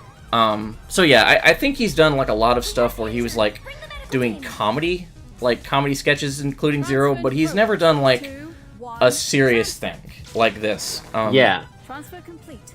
Sort of like.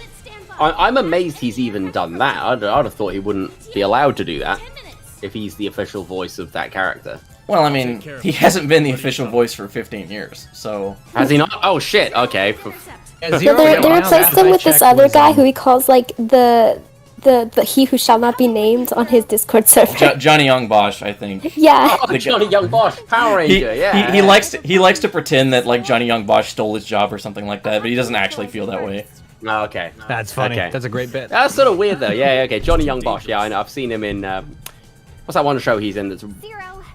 I'm so old. A million. No, He's in a Bleach. million shows. Vash. Trigun. Yeah, Vash Stampede. Yeah, he did Vash. a reboot as well. Okay, Yeah, I I'm haven't seen looking that at the rules for her server. He's like, any mention of what JYB must instead refer to him as talented Lucas Gilbertson impersonator, or also ran, or he who shall not be named. Very funny. No, I always thought I almost Lucas ran Gilbertson over was really Johnny good. Young Bosch with my car. That was fun. That was on the way to meet the president. Yeah, I know. Get down, Mr. President. And fly to the moon. Yeah, cool. You know, in retrospect, for a Reploid that's supposed to be this like master tactician, Elpis did not think this through at all. This level is bullshit, by the way. I died like 5 times jumping across these floating platforms. I remember hating this level. Oh my! But like, There's no ground there. If I fall, that's it. Yeah.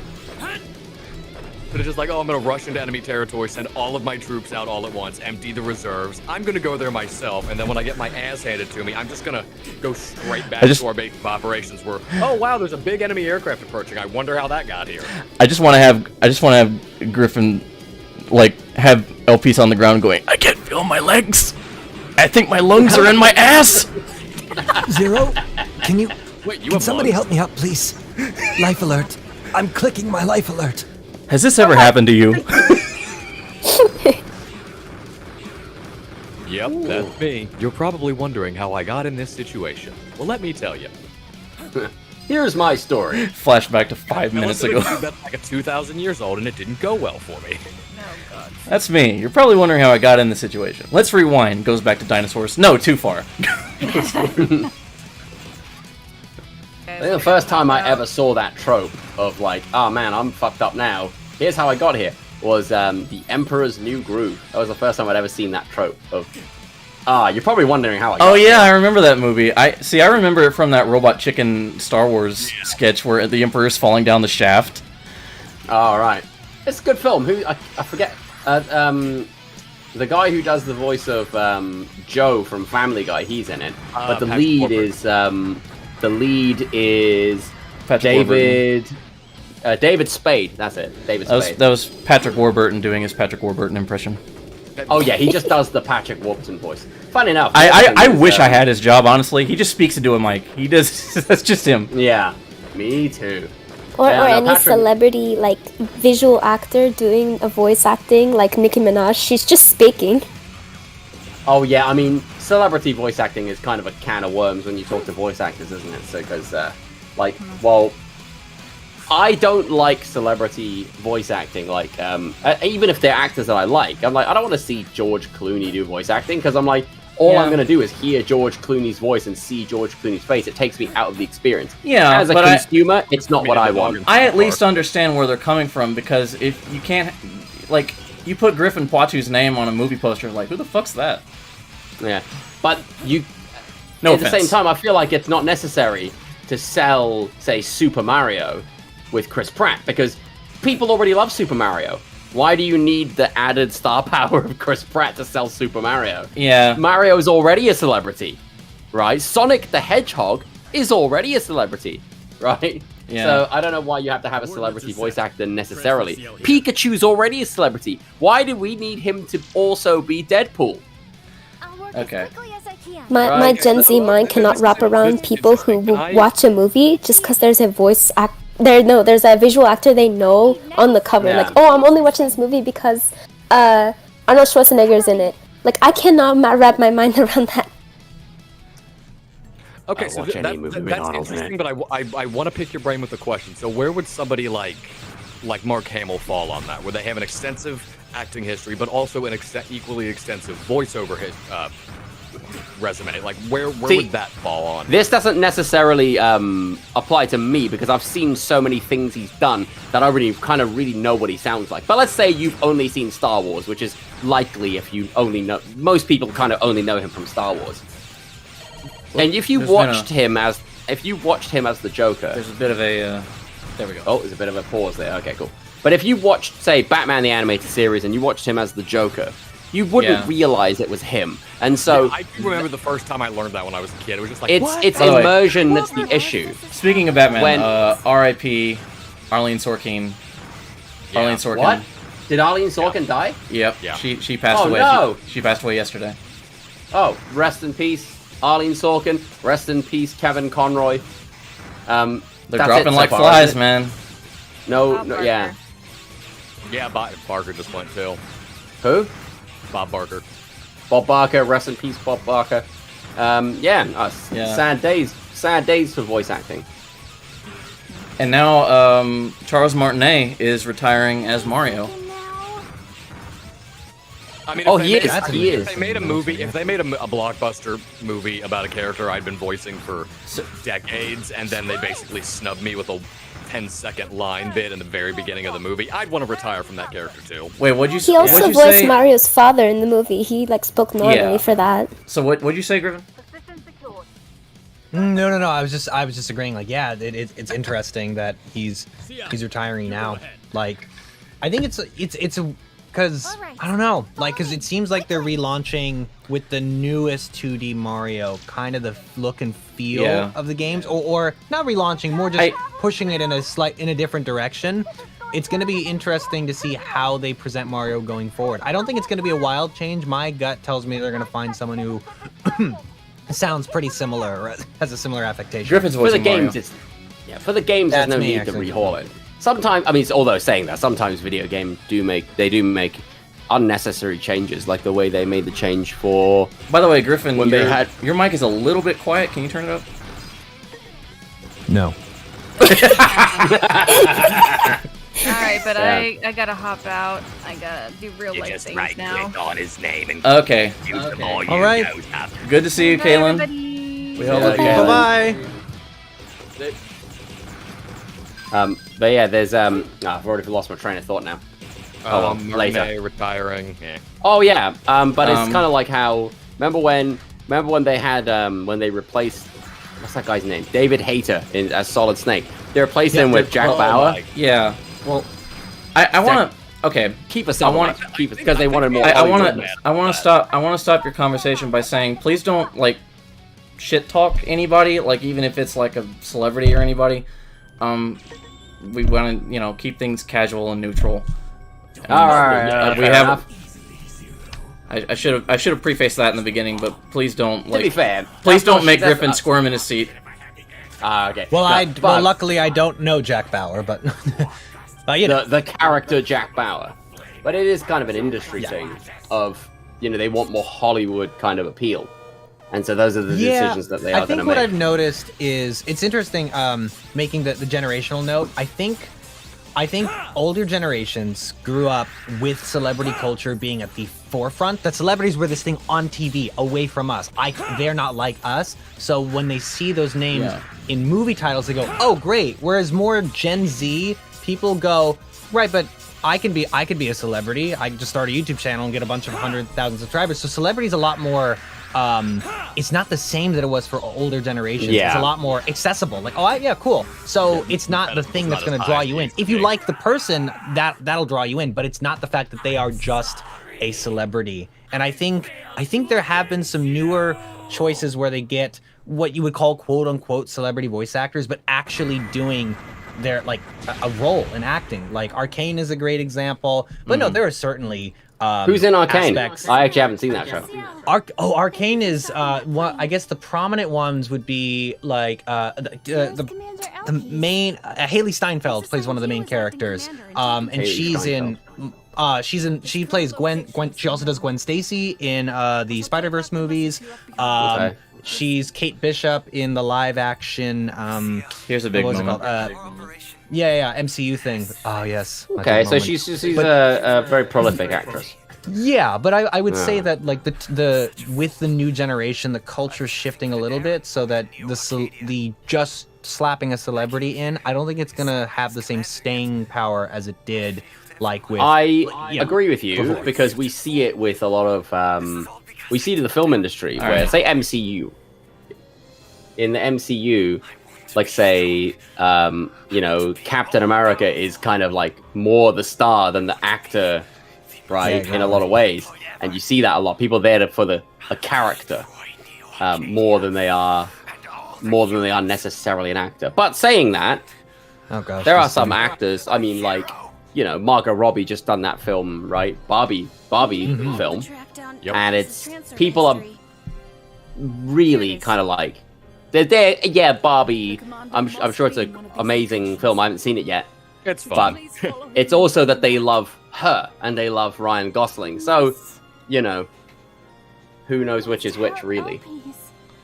Yeah, I think it's in that transition phase where it's going from the more millennial audiences really go for a movie like Barbie because of the actors, whereas like younger generations might go, "Oh, that looks like fun." I think it's just because we have multiple generations live at the same time. It's a shift. Yeah. That I remember recording that scene. Just go. What's the idea of what celebrity is like conceptually? I feel like that's shifting. Oh yeah, too, and just by extension, 100%. everything underneath it is changing. So Yeah. So I just want to make I know it's just a disclaimer screen, but this disclaimer screen is actually copy-pasted from... Previously, I was just using a generic abridged style disclaimer, like, please support the official release. But this one was actually taken from Star Trek Continues. I don't know if you guys have seen that, but it's like this... Funimation actors did like this fan-made Star Trek TOS Season 4. And they had that. I remember it. Yeah. The one is like Todd Habercorn's in it, right? Yeah. Yeah.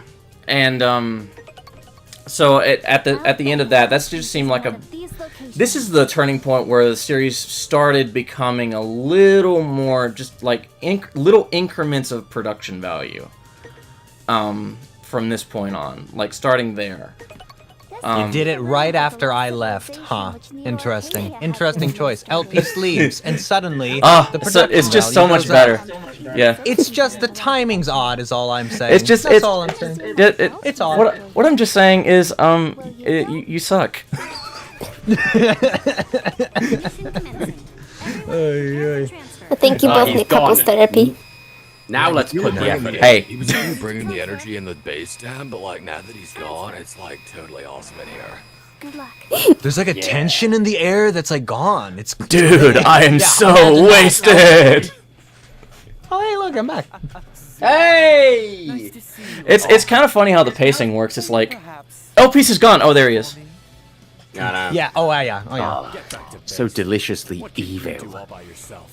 What a dick! No wonder I don't like Zero. I have nothing. Okay, I believe I specifically told him in the direction to sound like a dick. Actually, what can you do? You nothing worthless. but fake kind to you this entire the first three episodes. How can you be mean to me? Alex, you do the Zero voice and say nerd. Nerd. Come over here, I'm gonna give you a wedgie. Excessive spandex. My outfit goes together. Yours is more blocky and dumb. Stupid boots. My boots are pink. Ha! Stylist for dorks. If it makes you feel any better, Elpis's outfit is way easier to draw than Zero's. Really? Yeah, because the cape, the coat covers a lot of the body. So you just, you don't have to draw the back of the body. Just have the coat covers hit. The sleeves I don't have to draw elbows. The sleeve covers it. What you're saying is I bring a sense of ease to every situation I'm in. And by I A sense of style. Also, I adored A sense just of drawing style. the hair, the curls. Perfection. But in fairness, if we're gonna talk about style in the Mega Man, Zero has kept his look for like the better part of 1,000-something years, and Elvis is in one game. Well, you see, it's what's old is new again. Like watching Retro is Zero just in. destroy the environment. Favorite part of the game. I don't know how you feel, but I Zero, love I want you to go to the color forest scheme. and burn it down with fire. What an asshole! That was like the last little bit of like natural foliage left in this place. What did you do? My God. Yeah, I find Kill it odd the in Mega Man caterpillars, Zero. the local population of animals. Kill them all. What? It's such okay. Yeah, I kind of can't tell what. He comes back, Seal's like, Zero, what did you do? Are there Elvis made me even- do it. Yeah. I swear. Yeah, I said I don't know the universe one of that well. I'm like, weapons where are all get the used, I just humans? Think back to that damn session where we're Wait, 2 what? hours trying to get me to. Anytime I see him, he uses one of the special weapons. I'm just thinking back to, oh yeah, that 2-hour session when I couldn't say one fucking word. Okay. Like, seriously. I look back on it fondly. It's very funny. Like, okay, I was like, okay, dude. Pied. No! It's just, seriously. Oh yeah, there was a part where like you went away for like lunch or something for like 30 minutes, and the entire time like you came back and I was just pad. I almost felt bad. All I did. I almost felt bad for you. How dare you? All right, Yeah. I was gonna say in though, I do retrospect- like the color scheme change on Zero from the X had a lot more white in it. I like the darker look in Zero for sure. I think it's a cooler color scheme on him. Yeah. Oh yeah, for sure. And sleeker too, especially with like the yeah. horn headpiece and the ponytail. Something about it just works. I want that helmet. Oh, it only cost you Yeah. $2,000 for the costume cosplay. Oh, I was just Oh, gonna no, say, no, I don't need the full costume. To the end of the Just fourth the helmet. game and just walk to that desert.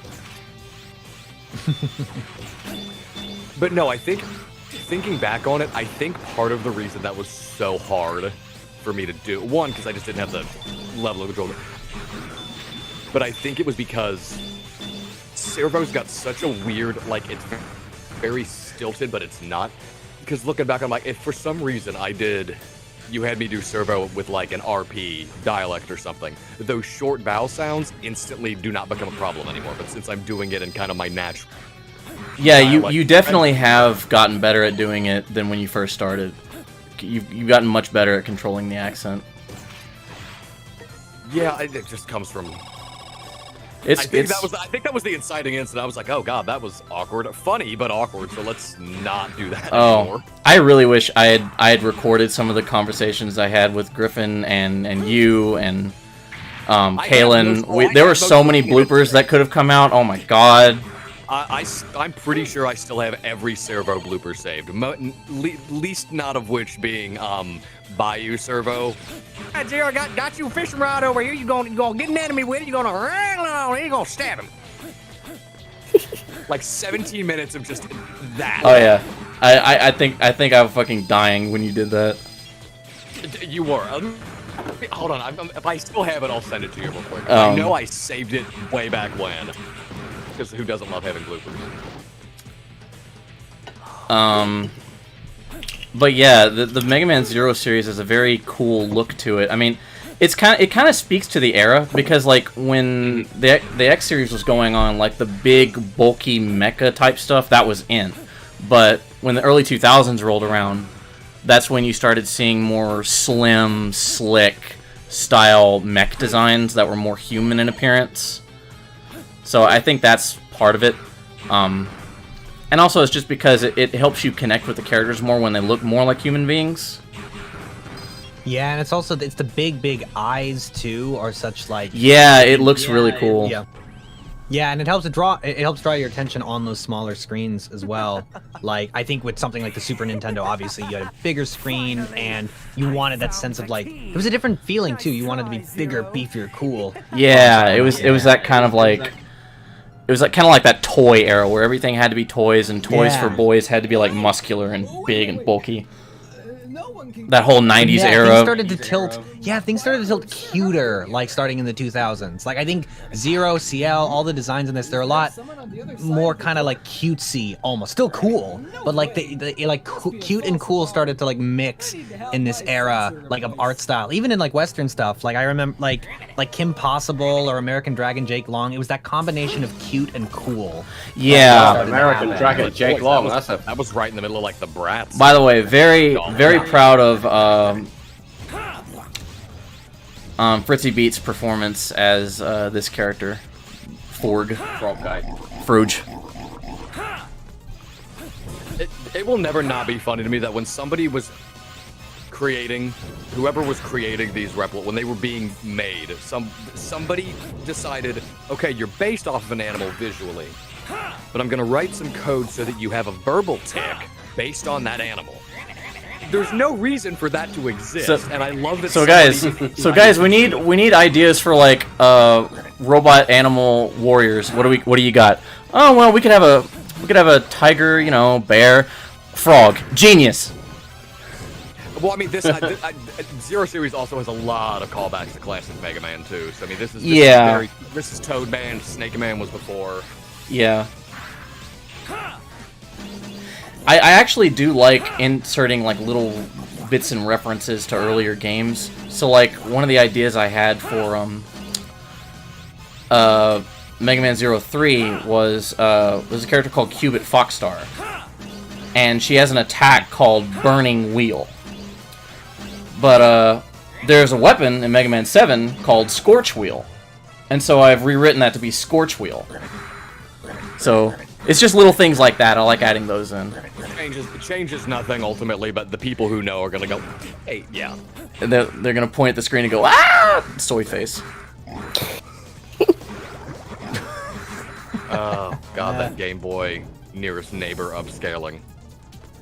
Yeah, this is one of the last videos that used the DS version footage because I think the collection was out at this point, but the problem with the collection was that, yeah, I could use footage from it, but this was the only version that I knew how to, like, blank out the text boxes and take out the music, because the hacking scene wasn't really where it was today with the Zero. Especially with the Switch, right? No, with PC. Oh, that's right. Is that on PC as well? Yeah, it's on PC. My brain went to Switch. Definitely, the PC modding scene is the biggest. I don't know if Switch has modding, but yeah. So it turns out with the PC version, you can mod in like the music, and I I figured, okay, well, the only thing keeping me from using the Legacy Collection is the text, because I'm playing the Japanese version, which is the version that has the blood in it. And so, I wanted to use the Japanese version, but when you have the Japanese version, you have the text on screen is in Japanese. So, I didn't know what to do there. So, I went to this guy named Nace. And he had done, like, some modding for the Legacy Collection in the past, and he'd done some really impressive stuff. And, I went to him, and I was like, okay, so I do this series, and, I was wondering, do you think you could maybe, like, figure out, where the text is in the code, and maybe figure out how to make that blank out in any sort of way for me? And he was like, yeah, I'll do that. So, a couple weeks later, he's like... I'm like, hey, have you made any progress on that? And he's like, well, you know, I had a bunch of projects I'm working on, and it's like, you know, I got so much stuff going on. I said, I'll give you $50. And he said, I'll have it to you in 24 hours.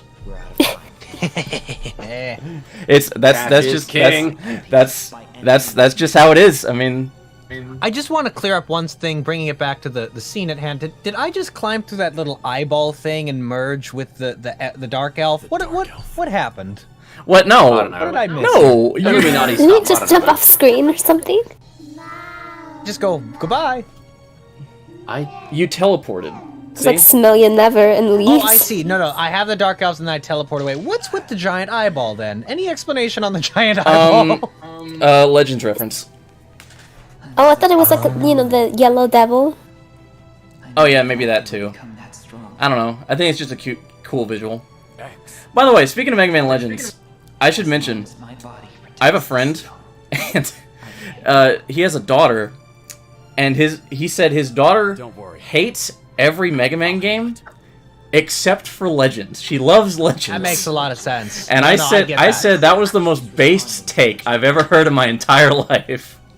That is a strong, put together young woman right there. That's a cool take. It is the most different of all of them, for sure.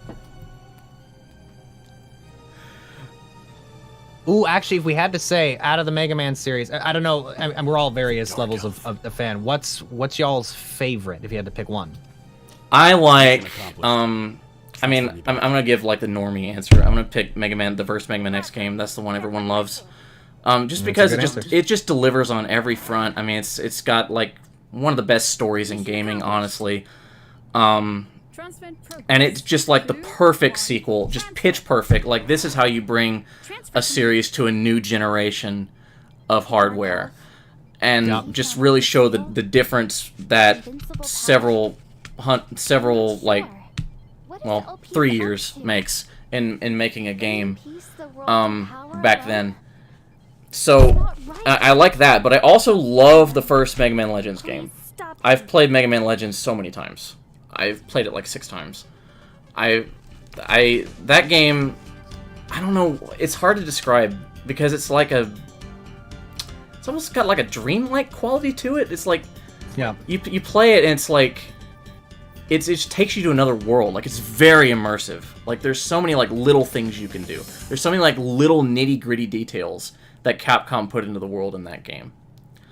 And really immersive, really great story. And the gameplay, as clunky as it is for 1997, it still holds up, I think. Oh yeah. And it was very innovative too, because it was basically 3D Zelda before 3D Zelda. Yeah, I'm torn between two series. It's hard for me to pick like one out of them, but it's either Battle Network or Zero. I mean, those two just stand out in my head. Like, I mean, obviously Mega Man X is probably objectively, I would say objectively, the best of the mainline Mega Man games. But Battle Network was so unique and so interesting and fun to play. I mean, obviously it's not the same kind of game. Right. And then I just love the Zero games. Yeah. Everyone loves Battle Network. I never got into it. Not that I think it's bad. Yeah. But it's just not my different thing. It's just not my thing. Like, I'm more of an action gamer, and if I play an RPG, it's got to be for story. And as good as Battle Network is, story is not its strong point. Yeah. Lan, the oven is on fire. Please stop it. Okay, Mega Man, check in. And then they're I like, played Battle Network. That's literally the story. Mega Man, they're And attacking the what- towers. Please stop him. I'll take it to your squirrel if that's what it takes. Oh my gosh. Yeah. I will say this though, it did once Gunvolt. When Gunvolt came out, it made it hard to go back to any of the Mega Man games. I really love. What That's Gunvolt understandable. did. Yeah. It's just like okay. I mean, the fluidity of motion, the different ways you actually go about attacking the enemies, and all of that. It is such an amazing accomplishment, and that they made their own thing based off all their previous experience on this series in particular. But Gunvolt is just oh my god. So, it's so strong. TeoEXE said, I thought Cubit Foxstar was male, or am I remembering wrong? So, like, in Japan, the character is male, but, like, it's like one of those, like, very effeminate, like, ambiguous types, where it's kind of like, have you ever played Chrono Trigger? Flea, I was about to say. Yeah, it's like that, where it's like, it's kind of hard to talk about without getting weird, but like in America they changed her gender to be female, and so I thought, well, what if for this series, what if I combine the two and portrayed her as transgender? So that's a real cool thing we're doing, and I actually reached out to a transgender voice actress that I know to see if she can portray the character. So we'll see how that goes. Nice.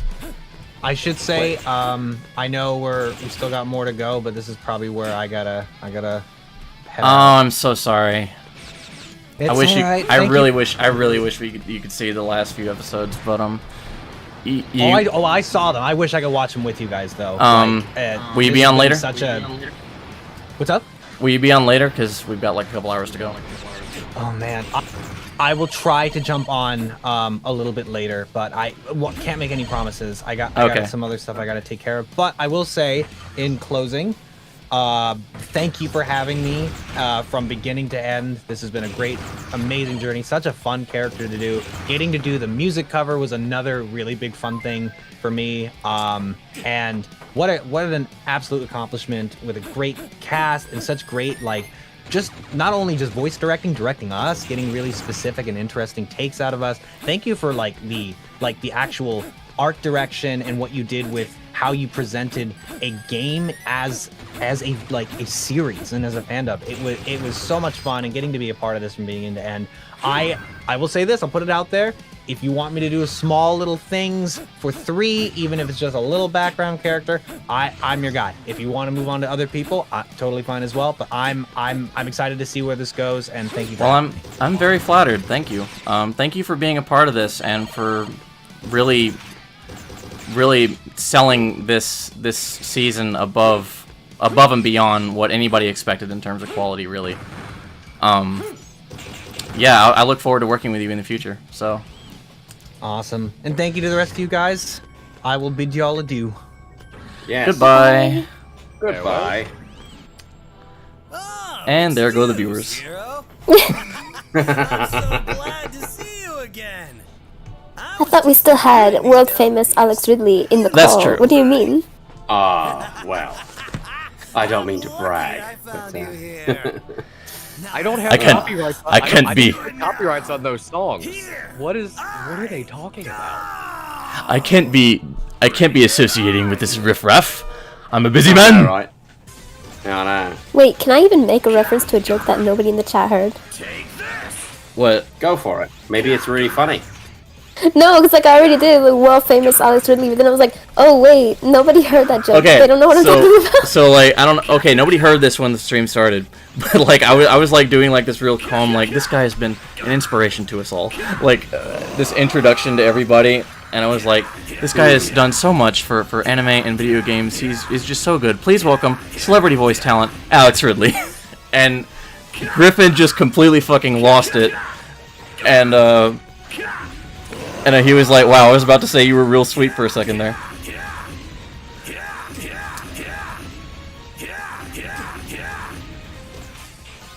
And then you were like, oh yeah, we had this one guy. Oh yeah, we had this one guy. He was an extra at some point. I don't know. That was Griffin. Yeah, he didn't really do much. So I had to. Well, what happened? I just had to disconnect the thing for a sec because.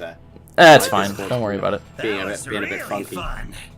We were talking about that. We were talking about the time you cheated on your wife. Ah, yes, my wife. Yes. I miss my wife too. Yes, my wife who eats. I miss all my the wife, chocolate. Seal. My wife who eats all the chocolate and is also No, but like, very- doesn't he? You said the song Clover is like him lamenting about Iris. Yeah, that was the idea that Clover, the ending song, was supposed to be from Zero's perspective as he's wandering the desert. Which I hate it how they make Iris seem so important, and then in X4 she's like got 5 minutes of screen time and then just dies, and then she doesn't seem that important in the end. That's the Zero. classic scene, though. Zero, right? let's commit genocide. What? Dies. No, that's Like, yeah, she that's the deserved classic. more importance in that game if they were gonna make her seem so important I later don't on. know. I think there were some maybe practical limitations to the game. They only have so many cutscenes, I guess. And in the game, oh man, I haven't played that game in. Not to mention her entire motivation is, oh, I gotta stay with my brother. Your brother's doing a bad, but I gotta stay with him. That's quite realistic though. Your brother is literally Hitler. It's like your brothers are really. No. That's quite realistic. Oh, hey, this guy's so evil. Why are you on his side? He's family. That's realistic. People do that all the time. I'm not saying it's not realistic. I'm just that wouldn't fly with me because like it'd be like, oh, if my brother's suddenly going that route of things, I'm just gonna smack him upside the head until and Yeah. no, you're gonna sit down. You're not doing this anymore. It's one of those. You're better. Roltis said, Nixpa, gotta say, you really nailed Inti Create's art style for the animatic. Oh yeah, I kind of went insane because one of my things that I do is I copy art style whenever I need to perform. Like, oh, someone will be like, hey, can you draw this in a Persona art style? Like, they talk to me for that, and I will do that. So I was so hardcore about it. I would like grab all kinds of concept art, all kinds of promotional art that Nakayama did. He's the guy who did the main art direction for this game. I even replicated the pen he uses to outline the characters, and I used that pen for the artworks. Like, I was just crazy about it. Like, how many hash lines does he put to shade things? Like, and you know, I kind of took it a little too far, maybe. No such thing. I do the same thing with pixel art. So like, no, I can completely with you. It's not. You need to see Dracula 9's pixel art. It was like, what the fuck, dude? You have a career. Yeah, working in a warehouse for trade shows. Nah, man, pixel art, like, I have nothing but respect. I tried pixel art, like, once, and I was like, this is too much. I can't do this. Like, 8 hours just putting, like, little blocks on the screen, man. I have just nothing but respect for you. Oh. Well, thank you. Although usually it's more like 8 hours with a rage break in between, and then another 6 hours, and all you got done was an arm moved 2 inches. No, don't even talk to me about making them move. Now you're just this is well beyond me. I'm much better at like static things. Animation I'm not anywhere near as good at because like I run into the problem of like it's like, okay, cool, I've got the base frame, I have like the keyframes, I know what I want the animation to do. But especially if it's like like a human body or something, or like, you know, where there's joints and limbs, I'm sitting here like, I know exactly how I would draw this out if I was doing it on paper with a pencil. Like, I know exactly how I would draw these frames out. Why is the pixel not doing what a pencil does? I hate this. Oh, the frustration. I understand it. This is the last episode before I switched over to using the collection footage, because this is when I start using the uppercut, you know, where Zero goes, yeah! And previously, because I couldn't remove the Japanese voice clips, I just had to, like, overlay it and see if nobody would notice. But with the uppercuts, I couldn't really do that. So I literally had to go, like, frame by frame and, like, reinsert certain sounds when it would happen and just put Alex's voice in there, and that got so tedious. I was like, this isn't working anymore. Something's got to change. Like, there's got to be some way I can mod Legacy Collection sound effects. Because previously there was nobody knew how, because you would mod the sound effects for the game, and the game would crash. But people figured it out. Turns out it's like a hex signature. I made a whole video about that. for how to mod sound effects, where I replaced the wall kick for Zero with a big fart sound. I thought Alex would appreciate that. Oh no, I remember when you played that, and I was... we played that on my stream! favorite sound. My singular favorite sound. Wasn't it I that Christmas came suggested early. to make it fart plus reverb? Yes, it was fart plus reverb. For every time Zero did a wall kick, he farted. So how pretty long awesome. into that before you went into a wall corner ceiling and just mashed? Yes. Yeah.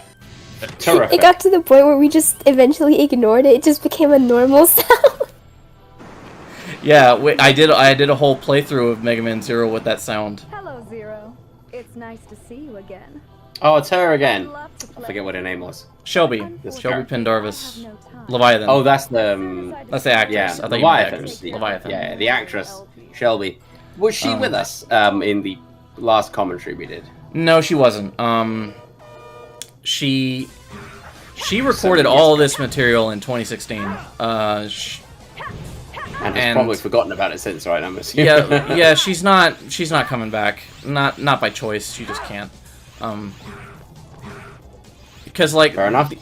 When she was first casted, it was when we were both in college. I think I mentioned this last time.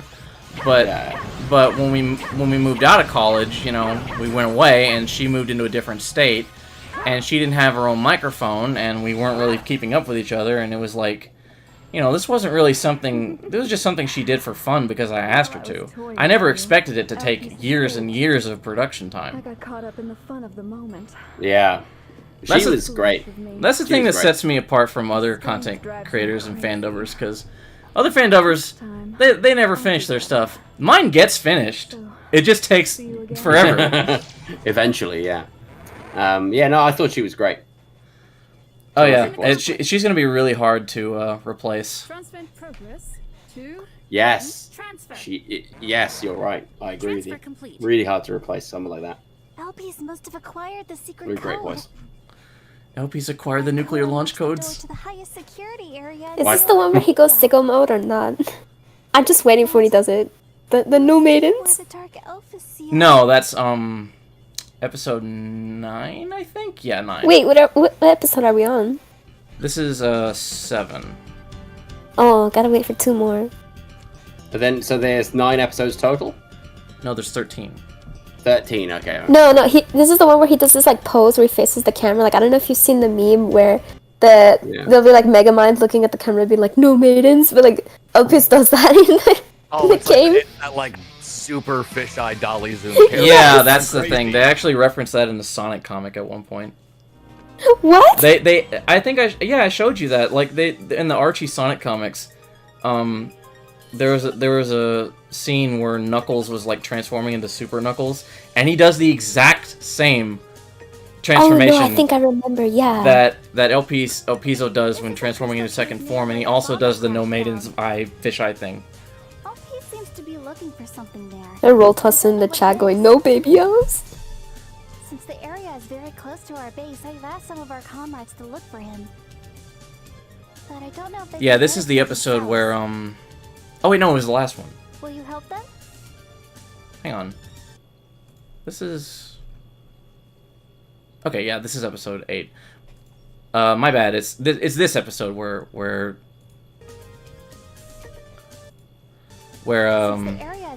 Elpice does the eye thing, but yeah. Clearly you don't know an air fryer, Zero. Clearly. Oh man. I'm really sorry. I didn't think this would go on for this long, but yeah, that's why Griffin had to bail. Cause yeah, this will probably last another 2 hours or so. What happened if you try maybe skipping the gameplay? I mean, I guess I could, but I mean, do you guys want that? Do you not think that I mean, maybe not like all gameplay, but if you skip the the level segments where there's not really any like. Okay. You know what I mean? Yeah. Okay. I'll skip it. I should have done that at the start, really. Let's see. It's right around. Mega Man Zero, the Zekai cut. I always did love how like exactly dead on to the original voice clips he got for some of the exertions. Yeah. Really, Like really nice on the energy. uppercuts, I love that. Oh, I remember this level. Please don't hurt them. Eats them alive. It's always, it's like, see, many records of like 500 years ago were lost because, like, how have you not figured out that the concept of collateral damage means absolutely nothing to Zero? Well, he can like shoot their knees and it still works. I mean, rationally that makes sense, but I don't think the hitboxes work that way. Oh my God, it does. I've never noticed that. You never noticed that? No, I would just avoid them. Yeah, you can shoot them in the knees and you'll be I fine. didn't know that. You learn something new every day. Wow. Wow. Uh-oh, he's starting to get that nearest neighbor filter, him a growing boy. Now, I'm one step closer to the Dark Elf. God, I love the way he says dark. Dark.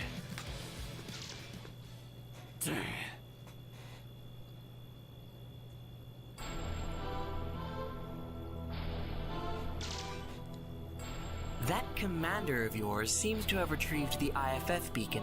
The if beacon. I wonder what he is up to. Not to be confused with the or and or when beacons. Why is he acting alone, breaking into Neo-Arcadian facilities? That's a bit iffy. I don't Yeah. understand his All of their logic code's at all. not going to work now. They've removed the if. Well, I don't really need to know. All those foolish resistance behaviors are similar enough. As for you, Zero, it's time for you to die! Harpui is another voice where it's hard to hide the accent on, because I mean, I said I don't have an accent earlier. I kind of do. I mean, you can hear it just listening to me right now. It's not like Dracula's, but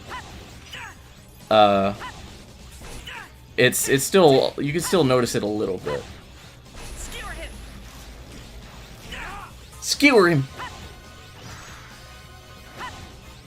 Well, I mean, I don't really like make any attempt to like hide or mask mine or anything. It's just, it is what it is.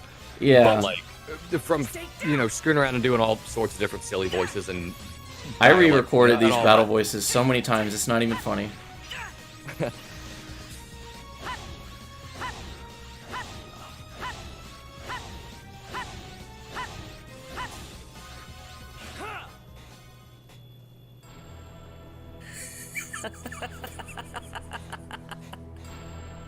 This isn't commentary at all anymore. I like it. Well, I knew there was. No, we're just watching the show, man. Yeah, I knew there was a post-fight. You are the Anybody only have like one popcorn? who can make me feel this alive. Okay, calm down, Nosferatu. This pain, I covered it. You are worthy. Smack my ass, Zero. Jesus. I mean, that's 2 out of the 4 that had a thing. Wait, no, Phantom's dead at this point, isn't he? Mission accomplished. Yeah, he like blew up or something. Roger. Oh yeah, he's dead. He comes back in the next season though. What, Harpuya? Mission accomplished. No, Phantom. He's a ghost. 2, 1. He's a ghost.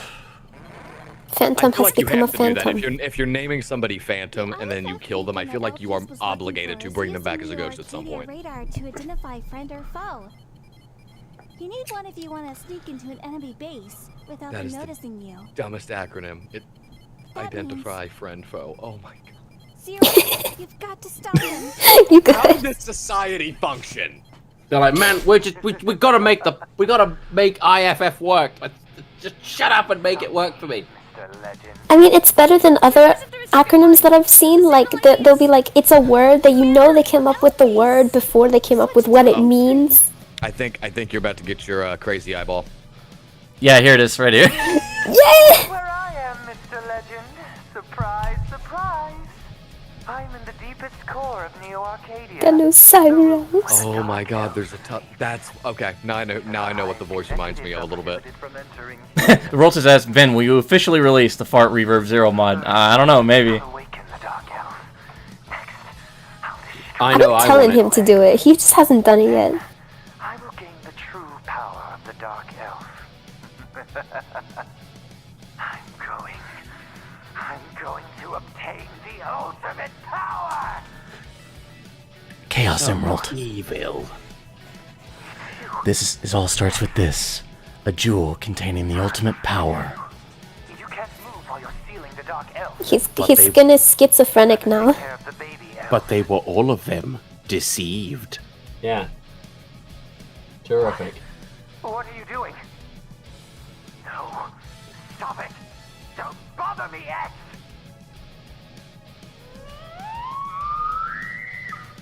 Hey, don't. I really like that scream Kaylin did for that. Was that Kaylin? Yeah, Kaylin does the baby elves. I always feel like you can really see. I mean, the very, very, cast a wide net statement, but I've always felt that like, if you restrict an actor of any kind, if you give them a restriction of like what words they're allowed to say, and they still have to express stuff, I've always loved seeing like how those gears work. Yeah. What was I am that? Groot reference goes here. It reminds me of the Chomas. I don't know who remembers that the Big Les show, the YouTube thing. I think I vaguely do. It's this Australian thing on YouTube, and there were these characters on there called the Chomas. Tumor, but like written out like Chooma, Choma, because they're Australian. And they made that same noise that Kaylin makes. They did that wah, like crazy high-pitched squeal.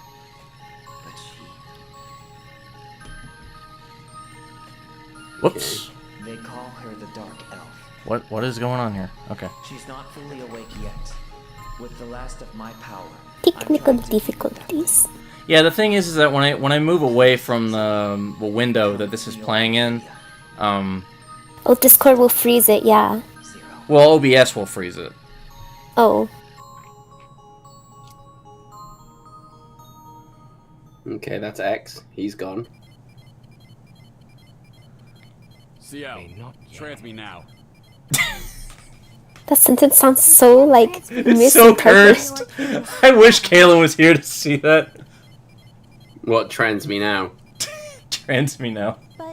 Ay, ay, ay. We can at least transfer Look, these lines were recorded a long time ago, guys. That's what And you the know dialogue that. was written even further back than that. Indeed. So, guys, be understanding. Don't worry. Okay? I'm sure. Actually, you know what? Now that I'm thinking about it, it's always been funny to me, like, analyze. Well, there's not a lot to, but like, if you start to actually try to analyze the world building of the entire Mega Man series, but not like the lore, but like the actual like societies and civilization. Like if you even start to analyze them rationally, like even just a little bit, you very quickly begin to go insane, because there's no way any of these societies should be able to function at all. But oh yeah, I mean, it's pretty much just let's build our buildings out of really cool multicolored blocks, and everything has a laser gun for no discernible reason. Like, and it used to bug the hell out of me, but it's just occurred to me that like the Mega Man series world building is like insert. Now this line is just funny. This line is just funny right here. Wait, what? Oh no, it was the first one. Never mind. It was the one where Zero was like, "You're too big to be a slug. Get lost." Oh, that's I remember recording there was a devil in the first one. Yeah, I forgot that this is like the refight. The better fight.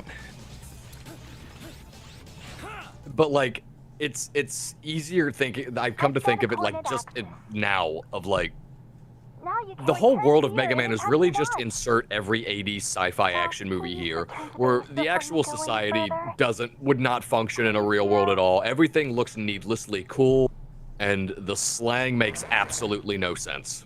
Yeah. Yeah. At the end of it, just it's one of those things where you just go, it's just meant to be cool. It's meant to be cool. Just roll with it. This episode did not need to exist. It's pure filler. Zero, I'm so glad you're okay. I mean, you can say then it's an actual, like, series, because what series doesn't have the filler? That's true. This is just like one of my Japanese animes. This Well, is hold the on, let's go beach down the list. episode, guys. I was gonna say Zero's been in the desert a bunch of times, so that's basically the beach episode. He hangs How out many on more- like airships and whatnot a lot. So there's your boat episode, your boat arc. Say what, Alex? I was saying, like, oh, how many beach episodes do we need? We're always in the desert, but there's no water. Mad Max style. Rolls his head. Zero unlocking the estrogen form.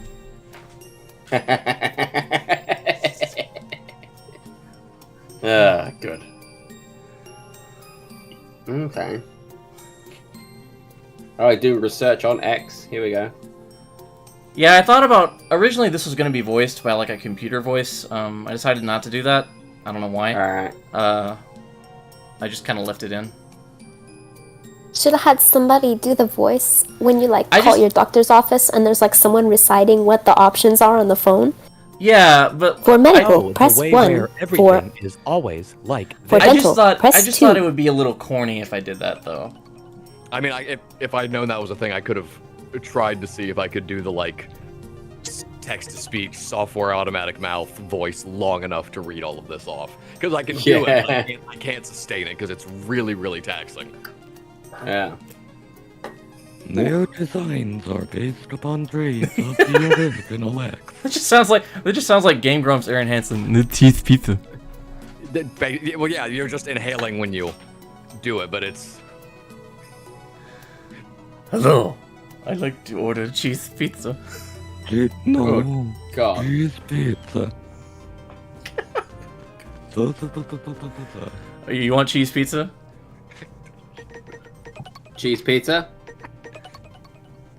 Not, Actually, what if you had the computer voice be that one like text-to-speech, but it sounds like a dude yelling, but it's like really goofy. You're about to head into the next area. Do you know which one I'm talking about? No, I don't. I'm gonna do a bad job. Like doing a like a it, but text to it's- speech, a Scottish man or something. No, you type it in, and it's obviously like a real person's recordings, but it's just like, here, read the dictionary, and we'll the program will put the words together. But it's like, but it's the voice where every word is shouted like Oh this. yeah. Okay, I know what you mean. Yeah. Don't overstrain yourself. So there was this guy named Phantom. He exploded. We're in a desert. Everything sucks. Or the like bass boosted announcer that did like FNAF sister location narrator. God, I love his voice. You So know, random. for some reason that makes me think of like the Shrek Man in the Mirror guy that sounds like a game show host. Yeah. Zero, CL is in danger, but you can save her by going on a quest. Right For the on. low price of $19.95 plus shipping and handling. Say there, buddy, would you like to come on down here and do something for this person, but do the exact same fights you've had all this time ago, except instead of being a bald guy, this one's got hair. But it's in a triangle for some reason. You're gonna run into him a lot. You could just kill him, but then we wouldn't have sequels. Oh yeah. Oh god, if only somebody in this series had a time machine to go back and just tell Wily, like, hey buddy, you kinda won. So, you know, someone just needed to give Wily. Someone Someone just needed to give Wily a punch in the face. For like 1,000 years. Someone just needed to give Wily a punch in the face. That's all he needed. You're not wrong. I mean, technically, dude, oh my god, I have such a gigantic network of like very specific lore theory. Well, they're not really theories. I can mostly prove them, but within Mega Man lore, and it's one of those like, all of them are extremely divisive. So it's always like I've got all these ideas, and I can't ever really talk about them because they will really piss off exactly one half of the fandom, and I'm not sure which one. Like Wily got, like technically speaking, Wily beat Light. He made. Oh yeah, I was something gonna skip the gameplay. My bad. He made a robot with free will before Light did, but But nobody's ready for that conversation. well, and it's funny because like everybody would think it's Proto Man, but it's actually Base. You came here to get LPs. But it's, Base is sort of like the Proto Zero, isn't he? know you did. yeah. He's like the original kind of Mega Man's nemesis in the original series. Nemesis, You know- like frenemy / rival. Yeah. Sunglasses guy. Yeah. No, that's Proto Man. Our Dalek as Fafnir is really the fan favorite. That's the guy everyone loves. You know what's funny? It's the exact energy that the character needed, done just exactly how it needed to be. It's so fun. Yeah, I've gotten criticism for it, but I really like the way it came out. I will say that it's really funny how like some guys, like you guys, like I'll talk to on a regular basis, and we're like cool and stuff. But usually, when there's someone who's like Kalen, who's just kind of like they're not really a fan, they're just kind of here, they just voice this character. It's just kind of like whatever. So Herculeus was this voice of like the character Herculeus Ancus was voiced by what was his name? Edward something. And he was supposed to reprise his role here, but he said he wasn't interested just because he's one of those guys who is just like, he's just doing a voice. He has no attachment to this. So our Dalek is kind of the same way. So it's really interesting to see the dichotomy of like people who are like dedicated to the series. They want to keep voicing these characters, but we just don't communicate all that much outside of that. Well, I mean, I get what you're saying. It's like I said before. We're not somewhere in the middle. I'm somewhere in the middle with that though, because like being perfectly honest, and this has nothing to do with like anybody here. It's just the nature of like I don't really have any particular character attachment to Servo because the dude doesn't really have much of a character or personality. Like it's very it's the computer guy. I literally only hired you to get mooch off your subscriber base. I mean, you told me that up front, and I didn't have any problem. I actually did it more, so like that's pretty much. No, but seriously, But like for me, it's coming back because it's just like one, yeah, I like the series, and for a plethora of reasons I won't get into. They're not really bad or anything. It's just it would be hours of talking. But like I've largely stepped back from the Mega Man fandom. So yeah, it's you're like, more cool. Castlevania nowadays, right? Yeah, a bunch of, but yeah, predominantly. So it's like stepped back, but it's like, oh yeah, well this is a thing that I can still, take a dip in the pool without having to fully like go back, and all that crap. But like the primary reason why I'm like, yeah, I'll come back and do Servo is I'm just like I can't leave something unfinished. Like I started doing Servo, I have to finish it. I start thinking of I stopped or caring more about the more dark point. Even if I was just like, nah, I don't really want to do it anymore. It would just be. I'll be happy as long as It I wouldn't. can It wouldn't destroy you. gnaw at me forever. Yeah. Like I had to drop a character in the Sunamods Echo SFF7 dub, and reasonings for it were perfectly fine and valid, and the replacement was fine. But like it still eats at me a little bit that I did. Oh wait, didn't I did a sound? Was that the one I did the sound effect for? That rush? Yeah, a lot of these like ARM Phenomenon forms you did the sound effects for. Yep, I remember that one. You won't get away. I'm not done. I'll never get tired of seeing. I'll never get tired of like something I've done a small like sound or something, a small contribution for, and then getting to see it in its actual. I never will get tired of it. Oh yeah, it's kind of like being an actor. Like you hear your voice, and you just want to replay that part over and over. If you're really proud of it. Well, I mean, once you get over the hump that all actors and voice actors have to get over of like, oh my god, that's what I sound like. This is awful. I never want to do this again. Literally, yes. Yeah. It took me so long to register that's just like, oh, the bass tone in my voice is not as pronounced to everybody else as it is to me because, oh wait, I'm hearing it in my own skull. Well, damn. That's literally me. I don't even voice act, but like anytime I hear my voice, it's like that is an infant that's speaking. That's not me. I sound so deep in my head. Yeah, she did Dark Elf, and then never again. He had to pitch it down because I couldn't go deep enough. Yeah, because I at the last minute, I needed a voice for Dark Elf because I didn't have any like who are my other female voice actors that I have? Isn't it like Naoka? Yumifu's, Nyoka, they all had done so much that it would have been too recognizable. So I just decided it would be cool to have Nixpa do a cameo. Hold on, wait. Simon at Nixpa been asking about that, your voice. I mean, what have you been asking about? Sorry, I wasn't looking at the chat. I think I caught a glance of it like a while ago. Hold on, let me see if I can find it because I don't want to. You've been asking about the voice. What does that mean? Well, I don't want to paraphrase what I kind of half remember. I don't want. So this is the big one. This is where the. Actually, you know what? Let me back this up, and see if I can message Griffin. See if he. Just one more time, if he wants to jump in. It's like, it'll be real quick. We'll skip the gameplay. I promise.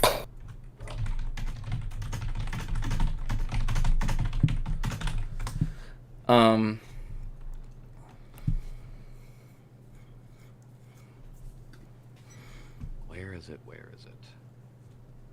I mean, I think you can ask the question, and I'll try my best to answer. Yeah, if it's like, oh, it's too personal. Please then feel free to That's kind of. I found the original. That's I found kind the of original personal, question. dude. How old? Yeah. Oh, no, just estimate. Early 20s. My voice is the way it is because I kind of stopped growing when I was like 14, 15. So I don't have an adult voice. You have a very gentle voice. It's perfectly. She's super cute. It's perfectly adult. Don't. All right. Thank you. Say it's that shit. Yes. Grab. All right. All right. So we're just gonna watch this. My name is. Let's do it. No. As a member of the Neo Arcadia Bureau of Administration, I have no name.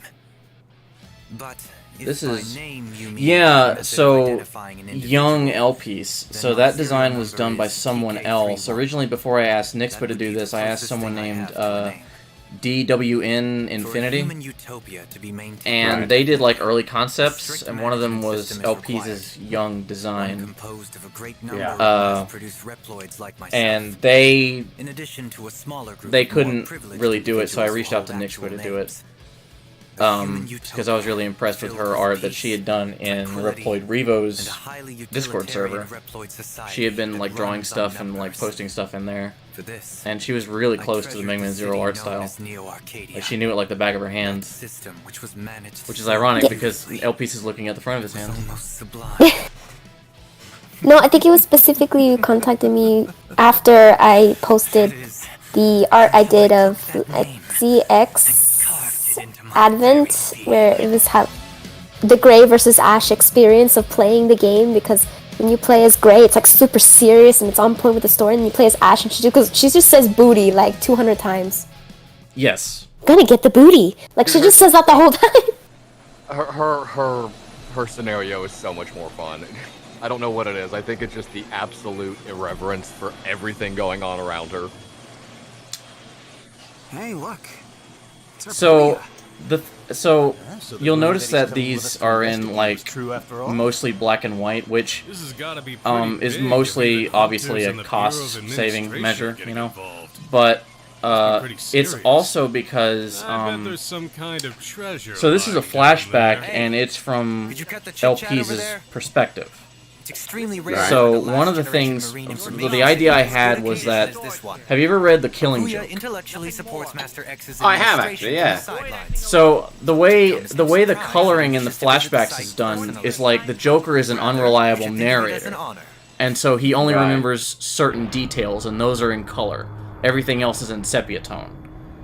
Whereas like little things like shrimp or like the red of the Red Hood's helmet, like those are in full color, where everything else is in sepia tone, because that's ambiguous. Like those are ambiguous events because he's an unreliable narrator.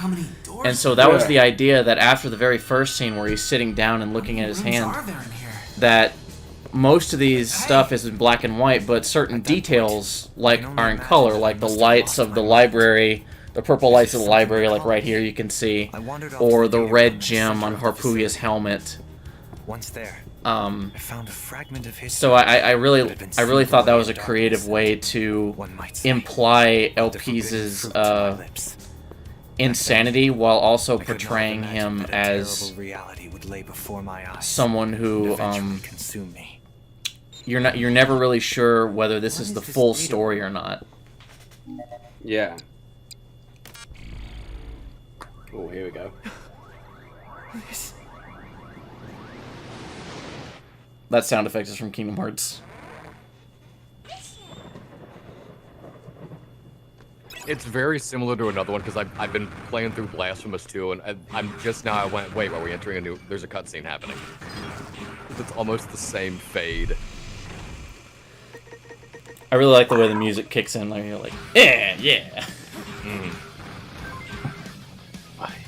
Wow, I always forget how bad the screen crunch was in these games. I mean, they did really well with it, all things considered, but... Well, I mean, I could play it in the pixel perfect screen mode, but then it'd be too tiny.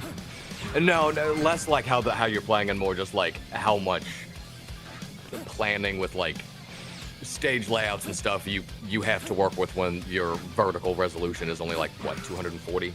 Well, you're a pixel artist, why don't you do it? Don't say that. Oh my god, he's doing it! He just opened his drawing app. He'd be like, oh yeah, I'm gonna do this right now. It creates like the entire game from scratch.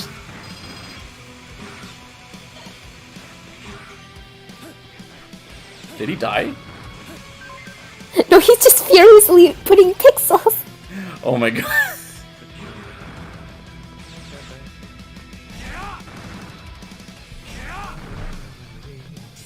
Yeah, the bit that I look most forward to in these games is just listening.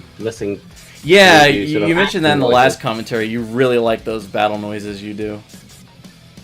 Sometimes I forget they're me. I'm like, oh yeah, I did that, didn't I? Great. Too bad there's only one more for you to do in the next game. Oh well. Well, maybe I'll get actual lines, huh? Are you threatening me? According to you, there's actual way more lines in True. season 3 or third game. So if that if that gets made, then that'll be fantastic. Please don't hurt me, Alex. I'll certainly be looking forward to it. But yeah, really good. But no, it's like I said, it's like with the Mega Man Zero stuff. It's always like, no, Zero has all the lines at the beginning and all the lines at the end, and in between is just like the odd one, like a line. There are some episodes where Zero has no lines. Oh my god, Snipe MD said cursed Shinji hand. Wait, what? Cursed Shinji hand. Like the way LP looks at his hand at the start of the episode kind of looks like the Shinji hand. I hate that. God. I hate that. Okay, that's Ben's fault. He's the one who wanted the scene to look that way. I'm just doing what he said. I hate this. Oh, why did you have to say that? I washed my hands of this. It's his stuff. He's the one who did the project. No. I didn't even notice the... Griffin, I swear to God, if you're listening to this, say I'm so fucked up in the LP's voice. Be a good boy and die. Yeah, that Fryon died. Surely you must know your own worth. Do you regret having never shown any respect for me? Now that I am My brother in so Christ, much you more met him than for you, like probably the total time of 1 hour. It's so funny because even the smallest amount of like actual looking into like the history and stuff is, man, I'm gonna get this superpower and kill this guy, and he's not gonna be the hero anymore. I'm gonna be the hero with this superpower. And it's like, dude, can you spend 5 minutes researching the dude you're gonna somehow declare as your arch nemesis? Because you would. Well, I mean, been dealing with that very successfully for a very long time. Zero should just hand him a Snickers, honestly. What, like, you're not you when You're you're not not you you when when you're you're hungry. You're not you when you're hungry. not There's the you one when with you're possessed with the Maverick yeah, virus. because there's that one ad with Mr. Bean in it where it's like they're ninjas. It's like have a Snickers and it's like Mr. Bean turns back into a ninja. Oh, but delightful. I've never seen that one. I should look that one up. I think that might be a UK only because they had Rowan Atkinson come in to do, Mr. Bean. Simon says, Ben, I'm surprised though at how voice sounds. Is it higher pitched? Yeah, I kind of like artificially pitched it up in Audacity, but only by about like 2%. Oh yeah, 2 cents is that's nothing.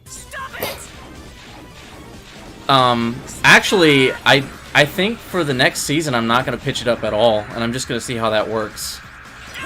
Everyone in the comments would be like, why does he sound like a chain smoker now? Why is his voice so deep? Zero, my balls dropped. I'm sorry. I'm a man now.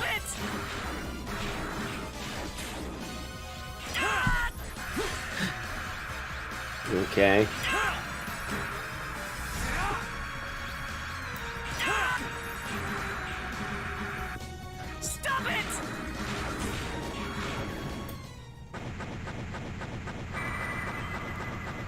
Yeah, those voice lines I did right there, those sound effects, like I felt what you feel, Alex. Like I was really proud of those.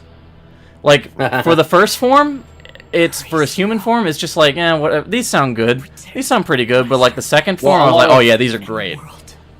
Yeah, a lot of no, I can tell a lot of like oomph went into those. to me. You know the kind of a Shinji hand. Roltis says, you know the Shinji hand comment gets better when you remember Harpuya's VA also plays Shinji. Oh god. Oh no, it was destined to be. I'm so fucked up. Zero is returning. I think it's funny how Harpuya turns into a bird, what's-her-face turns into a fish, but then, like, the other dude, he just turns into a gun. Like, he just turns it doesn't into a match up. Oh, a tank? But he's not an animal like the other two. I thought he was supposed to be like a bull or something. Mainline Transformers versus Beast Wars. How dare you? Oh yeah, Snixma is like a big Transformers fan. You can't Megatron turns into a gun. Great power that led the world to destruction. Hate it. The first class Oh yeah, so I really want to bring up this, like, so these images, like, on each of these screens, they had a lot of, like, effort put into them. Like, we spent a lot of time thinking, like, okay, what would a young Dr. Weil look like? Or a younger Dr. Weil. Also, all that text, that's an actual font. It's saying actual words on there. We're not going to say what it says. You have to decipher it yourself. Anyone watching this, you have to figure it out for yourself. That's war criminal Dr. Weil. It's really informative. Until you get to the Reploid subjugation, whatever it's called. I put the B-movie script on that one. Fantastic. Yeah. So at the very back here, you can see Fenry Luna Edge, because in the lore it's implied that he fought in the Elf Wars, and he doesn't show up until Mega Man 04. Oh yeah, this one. It's not the Reploid subjugation. It's Operation Croissant. Croissant or something like that. Yeah. So yeah. the So Reploid on the right subjugation, side, you can already see, like, according to all known laws of aviation, like the B-movie script's on the right side. On the left side, I'm just complaining about how, like, Ben didn't tell me what the Reploid subjugation was, and I don't know what to write there. Like, that's literally what it says on the left side. Yeah, so there's no information about what the Reploid subjugation operation was, so I just gave it a catchy name, Operation Croissant, which is like French for crusade. Yeah, Croissant, yeah. Croissant, yeah. Not Operation Croissant. Croissant. Croissant. Nah. Oh, sorry, in America you say croissant. I'm sorry. Yeah. And there's that. In England, accent. we tend to say like it's anglicized. We say croissant, but with an English accent. But we still say croissant. We have an English accent. We say it, but we're eating croissants and various things. So here's Sigma's face from X6, and this is implied to be CL's mother or grandmother. I thought you said grandmother. It would have to be. It would have to be at least 2 generations because there's it would be grandmother. Yeah, so it's like it's we did the anime thing where she kind of looks like her great descendant, obviously, because that makes sense. Yeah. The bangs just running the family. Well, I mean, they are actually biological humans, so genetics do actually apply here. True. I mean, is there lore about how, like, a lifespan of the average Raploid? I don't really know the lore. I used to know that there. It was like. So it's one of those. There is an answer or two to what you're asking, but it's not as cut. They don't actually answer it until ZX, where they put it into law. Because they're manufactured, aren't they? They're made by humans. Not anymore. Not in the Zero era. There's like 6 people left. Oh, okay. Pretty much all the humans are dead. I was very proud of what I did with All you Harpuya had here. to do was collect the data. I managed to sound pretty scary. You should know it's meaningless for someone of your status to submit to something as base as a passing curiosity. I like it when LP said it's pissing time and pissed all over the place. You saw here. Serial number TK31. Yeah, that came out really well. So in this universe, the humans are all gone? No. Well, what? The humans live off screen. I mean, in terms of like global population, most humans are dead by the Zero series. Right. So they all live in one city. So okay, Neo Arcadia, right? Neo Arcadia and would have spent a week there. But they don't like oppress the robots, or the Reploids. I'm sorry. That incident felt like nothing more than. Okay, I have your pixel art. Where would you like me to post it? Oh god. Oh my god. In the chat for this. Do you want me to put it in memes? Put it in memes or cool beans. Oh my god, I gotta see this. Hold on. Completely impossible for my feelings. Memes and showcase. I'm putting it in memes. Alexis Arduino said El Paso. He very called El Piso El Paso. There was someone earlier who called it El Pizza. That's fucking great. Oh my god, you did this that fast? I have no complaints. Bro.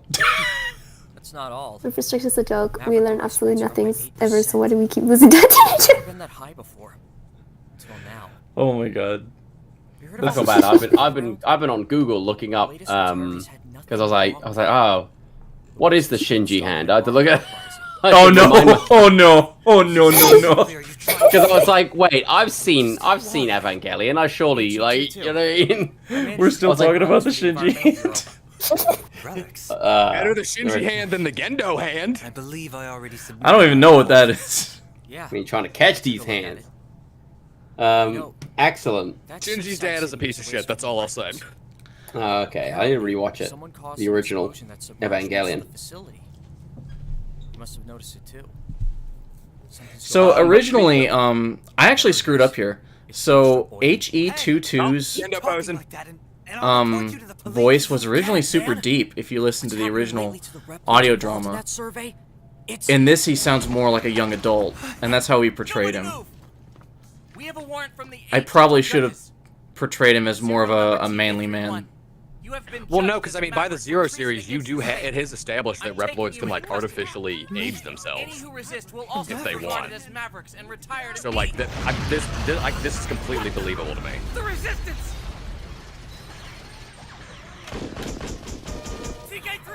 Although I don't remember if the old guy was a rare exception or. So, a neat little thing I learned is that someone pointed this out in the Discord. I had no idea. Was TK31's name is a reference to the voice actor for Japanese El Piso.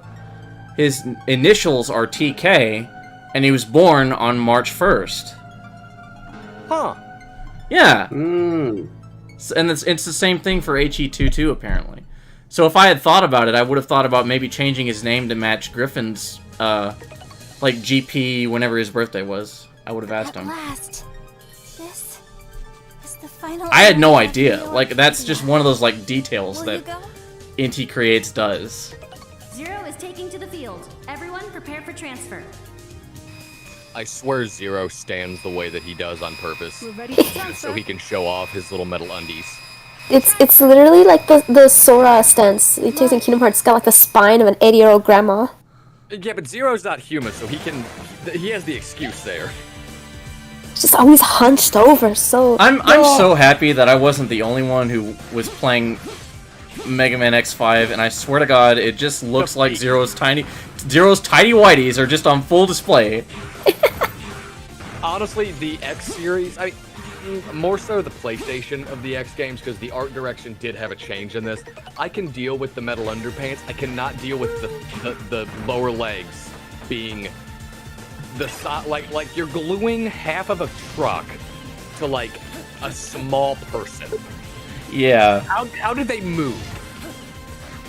Because they've always had chunky like legs and the forearms and the shins and stuff, even back in the original Mega Man. But for some reason, for the PlayStation X games, they just decided they were gonna make them even bigger. The new world is. Ooh, Snake Man V3. I like the little this guy does. Yeah. Where am I? LPs came. And the baby elf. What am I doing? Oh, you take that sentence out of context. I was trying not to think that. Why did you say that? What did you say? What did you say? It's like Something about the LP's baby. came. It's like, what? Where am I? LPs came and there was a baby. What? God, y'all say, goddamn. Why? Hey now. I wasn't gonna recite the line, but you had to ask. Alright, what do we got here?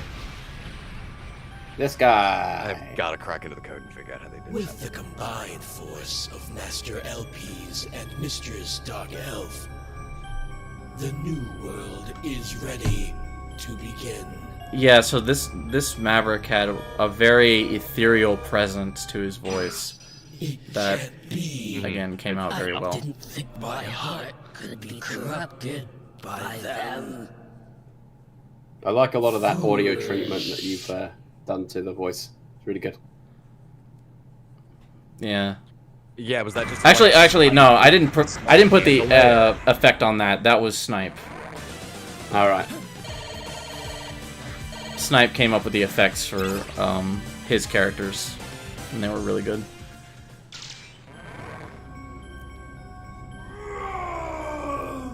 Now, starting with the next game, I'm actually not gonna add effects to the voices anymore, except for like the ones that come back from the first game. Right. Because not only are they more human, but I've decided that if Capcom were doing this, they would not add effects on them. They portray them as having human voices. Yes. It's weird. I think a lot of Japanese, they tend not to really do like effects for. They tend to try to avoid using effects for voices as much as possible. Yeah, I mean, because a lot of that is Japanese voice actors are celebrities, like literally. Yeah. And Definitely. they really want their voice and their performance to shine and be clear and concise. So you don't really see a lot of characters with like effects on them, and if you do, it's usually really subtle. Yeah, it's really subtle. Like I think One Punch Man had a few like that. I think for some of the monster characters, you kind of can't get away from it. I mean, yeah. Well, I mean, a lot of the times they'll just dupe the and pitch one down by a tiny bit, and that's usually enough to work. But yeah.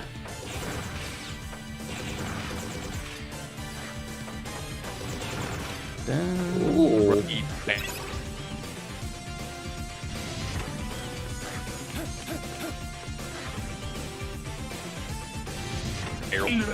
Like all the way down there, and I'm like, oh yeah, there's your monster right there.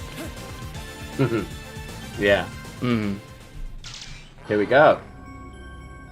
The greatest thing ever will soon awaken in this world. Who did the voice for this character? The same guy who did the Phoenix Snipe MD. Excellent. Really good. What? It can't be. I said earlier that it just sounds exactly like it came out of a DS cartridge. It has that kind of compression to it. I really like that. Really good. Not even just the compression, but also being played out of like two very tiny little speakers. Oh yeah. I can't really describe it either, but it is very fun and I do like it. The greatest thing will awaken again in this world. Fritzy likes playing the comedic characters like this one. Master Elpis, forever. Like the little like goblin energy characters. Yeah, he's gonna voice. Hopefully he's gonna voice. Where am I? What am I? I can't remember his name, but he's like the squid thing that's in the library. Oh, shit. What's his name? I know who you're talking about because I'm seeing his idol animation in my head. He talks like this! Wow! Oh, God.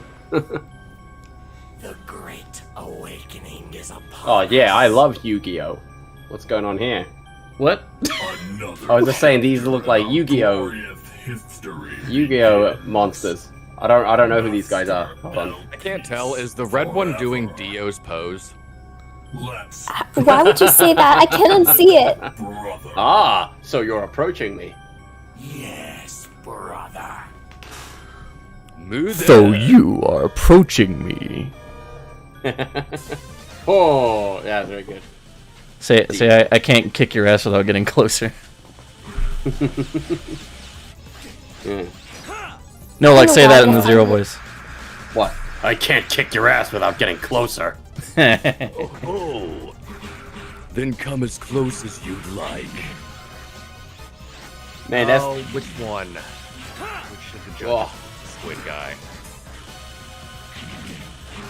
No, I don't want their people forms. I want their... Well, you can just get their names.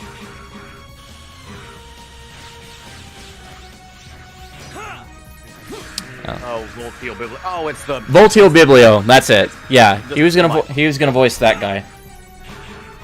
And he auditioned for it all the way back in 2013. Oh God. Was there a difference in voice between like the humanoid form and the battle form? No, not really. Oh, he's not a squid, he's an eel. Oh yeah, he's an eel. Okay, yeah. My bad. I was thinking squid because he has like the multiple arms. Yeah.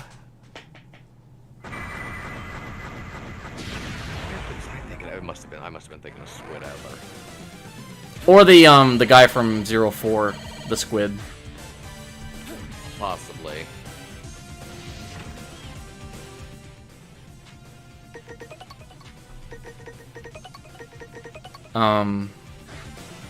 Yeah. He's a fun one. The A Gentle judges have some of the best character design. Oh yeah, like It's like every weird, like everything has to have like little circles and thick lines of like random accessories, and it's chunky. I don't know. It's everything great about the art style just ramped up to 11. Yeah, so we're not treating those bosses as whatever characters this time around. We're just extras. We're really thinking about like putting, or I should say, I'm putting effort into thinking like how are we gonna portray these characters and like make them sound really, really cool to make you want to like learn more about them. Oh god, I forgot one of them looked like Robotnik. Oh my god. Oh yeah. So whoever's doing them, they're just doing a Robotnik voice, right? Well, no, I was thinking like Show without an audience. What was that guy that like the guy who voices Clayton Be invincible. in Tarzan? Him. Not gonna happen. Not gonna happen. We're at the part here where Elpis goes like, I did it! I beat X! And it's like, my man's, he's sleeping! Thank you for coming to my show. Anybody could defeat X if he's just like in a coma. This is the final curtain call. He gave X Benadryl. Time to die, X. And release the Dark Elf! Brian Blessed. Thank you, Simon. Yeah, that's his name. Brian Blessed. I want him to sound like do Glacier like Hack Tank. Wait, Brian... Did you say Brian Blessed? Blessed, yeah. Is it Blessed or Blessed? Blessed from Flash Gordon, right? Right. Oh, shit. Oh, okay, cool. Yeah. Cool, it's just not a name I was expecting to hear. He lives one county over from I was gonna go watch him do King Lear, but he got at one of the local churches, but he got too old. His heart was started not doing so well, so he had to pull out of the show. Oh, here we go. Absolutely wonderful. Like, I can't even put into words how good Griffin's performance is here. Absolutely excellent, isn't it? Really good. Is it normal that the Mother Elf, whatever she is like flipping around back to back as he's talking? Yeah, Just going to the front to the side? Yeah. The frame rate's not capturing how quick it's blinking, I think. So I was like, oh my goodness, did you really just publish this video and it's got a glitch in Oh it? yeah, no, it's because on Discord you can only stream at 30 FPS. Oh, okay. So the video itself is 60 FPS, but you're watching it at 30, which is why it looks off. And it's also streaming at 60, so yeah. Okay, LP's is messed up.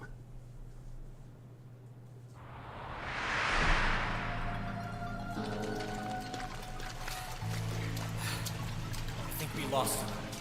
My favorite thing about when this first aired was when it did the transition from the first part of the audio drama to the gameplay. Someone was like, oh my goodness, is LP's playing Mega Man Zero? That'd be funny. Carefully for an opportunity to get you out. Since you're acquainted with Neo Arcade. That's why as I said, me and Griffin should start a Let's Play channel. But first, let's get out of here. Set up a base of operations, gather the scattered resistance, and prepare for rebellion. So really neat detail here. So I had his hair cover like half his face so that he like, oh, it resembles like his helmet as when he's Pizzo. So we spent a lot of time trying to figure out how is that going to work because his hair doesn't really allow for that. What do you think's in there? Like Nixpa can say it better than I can. Oh, the long, like weird banana-shaped bangs are on the side of his face. So when he looks forward, they would not really cover his face. And I would know, I have long hair. Like when you have it on your side and you look down, it's not going to cover over your eye like that. So I kind of had to just like mess with it, move it around to make it do that because it's like, you know, we can make it do whatever we want. It's not like a 3D model. Yeah. And then here, Ben wanted the face to look like his second form does with the like creepy smile. Oh, I was sitting here thinking Griffin. I was gonna say I didn't want to be the first one to say it. Yeah. Simon said again, Griffin. disappointed with how anticlimactic the fight was. Yeah, honestly, I could have done better, and like not. Chopper, what? What? So it says, yeah, whatever, El Chapo. El Chapo, hey. Oh god. Sorry to have kept you waiting, Zero. Where's my fly swatter? There's a fly in here. Destroy Neo Arcade. Oh, this part when he like changes his voice to me, he's like, sorry to keep you waiting, Zero. It reminds me of that meme where it's like, sorry, I'm not racist anymore. I'm better now. Never mind, I'm actually even more racist. Like it just has that vibe to me. I'm gonna say the N-word, Zero. No, don't do it. Like, no, Pizzo, no digas la palabra con N. Not so fast. I'm gonna be even more racist. Oh, terrific. That's why I wish Griffin was here. He would just say it. He would just say it in the voice. Oh, good lord. That would be crazy. Cancelled forever. Exiled from life. Okay. You know, people say... Yeah, I just utterly wrecked him in these two forms. And that's why people say the fight was anticlimactic, because I didn't make it cool enough. And, yeah, but it's hard to like pretend to be bad at a game. Yeah. So like when the series first started, I was horrible. I was like getting hit all the time. But By when the we way, I moved like to that pose he does. when we That's so moved to funny. the Legacy Collection, I got much better at the gameplay, but it also meant that I was just wrecking everything in my sight. So this scream right here, I want to mention this scream.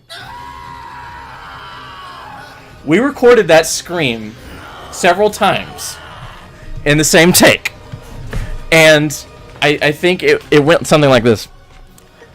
He went ah! Again. Ah! Do it one more your time. mic is cutting out. They're not hearing it. Oh, okay. I went ah! Noise gate. Again. Ah!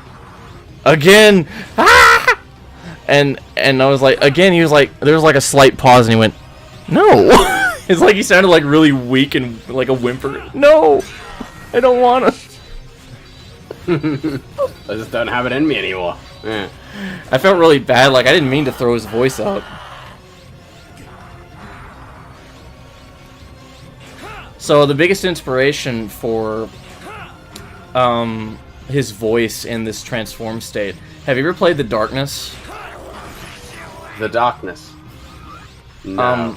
So Mike Patton voices this like demonic presence in those games called The Darkness. For real, Mike Patton? Oh wow. Yeah, and you know who that is? The singer Mike Patton. Yeah, him. So he from Faith No More, right? Yeah, that's him. Yeah, that's him. Yeah, so he Mr. voices. Bungle. Yeah. He voices this like character called the Darkness, and he has like this really like ghoulish voice to him that sounds like a zombie. Like. Thank you so much. So we use that as a reference. Yeah. Cool.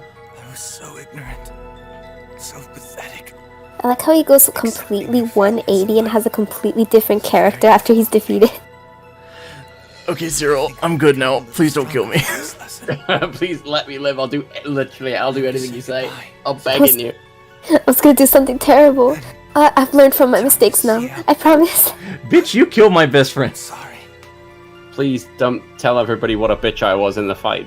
He's literally like, I have had a serious and continuous lapse in my judgment, or whatever the line goes.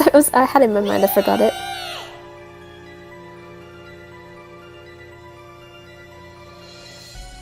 Basically has a YouTuber apology when he dies.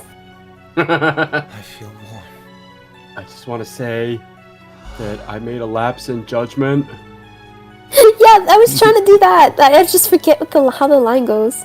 I'm sorry if you were offended by my actions.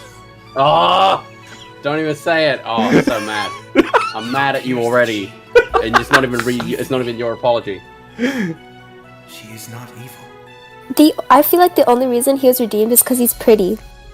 Because they don't redeem the other villains.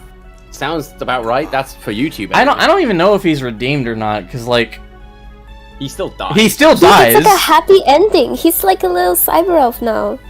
Well, I mean, considering what gets done to cyber elves in the series, maybe that's not such a great idea, and would definitely explain why he just got the hell out of Dodge as quickly as possible. And it's like you. That's Nick's book. You just killed X, fuckface. Like. Zero turns British for like 5 seconds. Oi!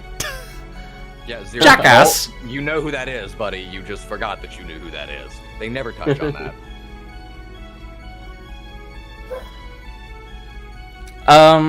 You know, if we do ZX, Alex voiced Jiro in like that 2017 thing I did for the 30th anniversary video. He did like one line, and it was just your normal speaking voice with the accent and all. You remember that? Jiro. I remember having done it. I remember having done it, but I don't remember what I did. I don't remember what I read. I mean, I always said Jiro like Dr. Jiro. Oh, Dragon Ball Z, yeah.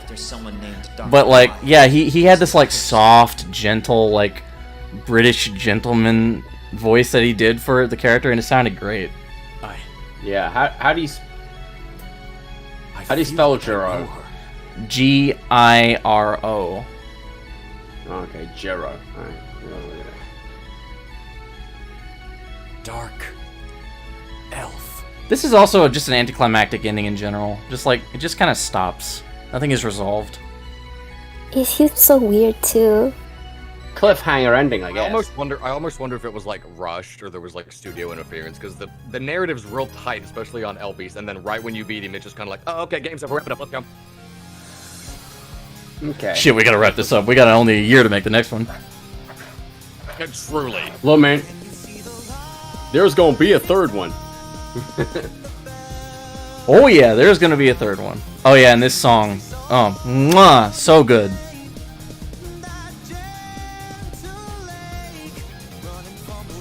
I mean, I'm sick of it at this point, but it's so good. You're sick of it. I had to make the video for it. Weird hearing it in English. Is it? Is this another one that Griffin singing? Yeah, this is Griffin's. This is Griffin singing. He has a fantastic. I recognize his voice. He's a fantastic singing voice, and I wanted to use it. So. Dance, monkey. Hey, I paid him $100 for this. I'm just. Oh, you paid him $100. If you got somebody with the chops and you can make use of it, why not? Because he was gonna do it for free, but he just got swamped with work, and I was like, okay. The same thing with Nace, right? I'll give you $100. I was like, okay, I'll do it. So that's why with this next season, I'm gonna try and pay you all. Not much. I'm gonna be paying you. Hey man, that's more than I've well, not more than I've ever received in terms, well, depends how much you pay me, I guess, but like, not more than I've ever received, but like, for a project like this, the fact that I would get paid anything at all is like, oh wow, this is great. I don't know how many, have we only been doing this for 7 years? I feel like it's been longer. 8 years. 8 years, maybe technically 9 years if you recorded in 2014. I guess so. It just feels like a lifetime ago. Yeah, it's combination of lockdown and also how rapidly, like, not the landscape of doing amateur voice acting or semi-pro voice acting online has changed, and also how quickly, obviously in this sort of internet age, just how rapidly culture changes, you know. Oh yeah. Like 5 years ago is like an entirely different world. Yeah, exactly. You know. Yeah, and you look culturally, and like it was so weird seeing the difference between casting for this in 2013 versus casting for this in 2016. 2013, I got tons of auditions for Zero and CL and everyone. Like 2016, almost nobody. Oh, like hard, isn't it? Because everybody is like, well, I'm not doing anything for no money, you know? Yeah, and that's just how the landscape just changed after that point. Like it was like that tail end of like when everyone wanted to do amateur voice acting, and it just kind of stopped after that. It bums me out because people don't want to just make fan-made things for its own sake. Yeah, you know. But I mean, anyway, the only reason this took so long is because this process just changed so much, and it wasn't as streamlined as it now is. See, now it's so streamlined, I can make season 3 in like a few months, give or take. Now I say that, it's gonna jinx it, and you're not gonna hear from me for 3 years. But not only did you say it out loud, you said it on air. Oh my god! Then what have you done? Fuck it, we'll do it live. Fucking thing sucks.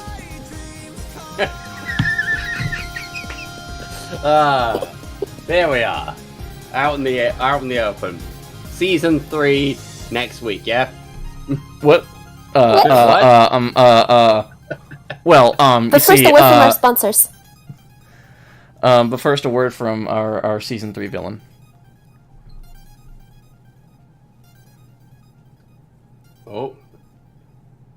Oh yeah, you haven't heard this, have you? I don't think so. I haven't seen any of the latest episodes. It seems the Dark Elf has been awakened. The time has come for you to take action. I think you had me audition for a while, didn't you? I don't remember because I was so. I don't long remember. ago. Yeah, I know. Is he deliberately doing a Scott McNeil impression there, or No. I think Scott McNeil sounds like a lot of evil guys. Or maybe it's actually Scott McNeil. That'd be pretty sick. That'd be funny. But yeah, yeah. I feel great. Yeah. I thought he was. He just does a fantastic voice. I can't wait for him to do more. So that's the end of the season commentary. Does anyone here have any questions? Cricket sounds. What? Any of us? Depends on for me or Alex anyone in the or chat. Or Nixpa. Give him a minute. Give him a minute. Give him a minute to think about it. To think about it. Or Dracula 9 Anti-Chapel, if you like his channel and his music.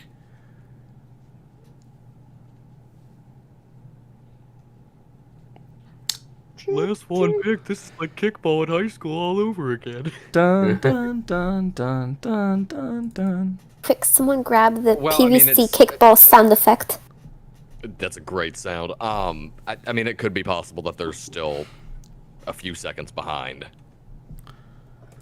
That's true. I think they're like a quarter of a minute behind. So Maybe let's half see. a minute. Yeah, 45 seconds sounds about Let's see. right. What else is there? What else? I'm sorry, 15. Well, somebody said this guy, Josue Jimenez, maybe says many. All right. No. Give me the questions. Yes. Happy to answer any questions. Whoops. Or maybe you can look back, see what questions you missed, Ben. Maybe. Maybe. I don't think anybody asked anything.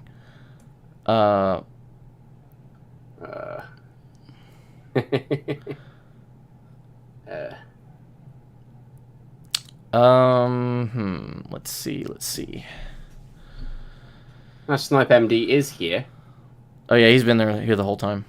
on the chat. Okay, He's been talking about his voice. He's really proud of those voices. Oh, he we did. have questions. It's great. It's fantastic. I love it. Okay, so the thick duck, love it. Will ZX ever be touched on? I don't know if that was answered. Again, it's one of those things where anything future, like, oh, you can't just ask, oh, are you gonna do this game? Like, that's so far away that I can't really answer that. But I mean, I would love to do ZX. I mean, I've been thinking about it for a long time. Like, literally, I've had the ending of Mega Man 04, the way it ends, the way this fandom series ends. Like, I've had that rattling in my brain for years. I can see it in my head. It's beautiful. Been marinating. If I don't get that out, I'm gonna go insane.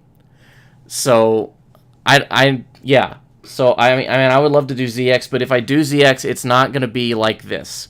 It's gonna be a mod, and purely just a mod. And it's gonna compete. It's probably gonna compete with Crosstech's mod because he made a playable fandub mod first. If I did do ZX, Alex is playing Juro. I don't make the rules. Sorry. Don't you? Well, okay, yeah, I guess I do, but So I'm playing Juro in ZX. Apparently, ZX. and Model Z or Model Z.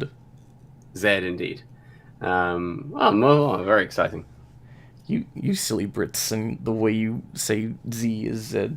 That's funny. Z. Draw it JZ. No one says no. Even in Britain, no one says JZ. It's still JZ, and it's still Dragon Ball Z. We sort of know when it sounds fine and when it doesn't, but we still say Z most of the time. It's zebra. It's a zebra, not a zebra. Roltus, this is not a question. I just want to say that I really appreciated your commitment to the series. I never expected you to continue on with season 3. I didn't either. I thought I was gonna die before I finished it. But no, but seriously, yeah, we're hopefully gonna start work on that later this year. I've actually almost finished a script I was gonna hand off to Alex, so There's that. What? Is that for season for 3 or for something else? For season 3, yeah. But we're also gonna. I also want to get that other thing you recorded for Alouette's Good Day. I want to get that out the door, of course. Oh yeah, yeah. Oh, in fact, hold on. Let me see here. Show us the Alouette rap. That's a good idea. Yeah, someone. The what? The Alouette rap. The Alouette. Okay, I need to hear this. What? It's oh my god, I can't even.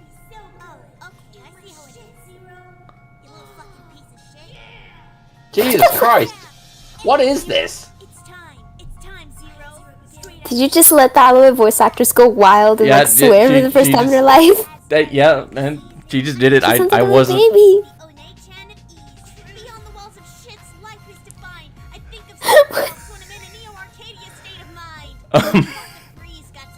Was this a parody of something? What is it a parody of? I have no idea. Wait, did you tell me that she just made this and you didn't even know? Yeah, like shadow posted this on your channel? She literally just made this in her spare time and gave it to me. Oh my god. She wrote. That's all this. amazing. Ay, Dios mío.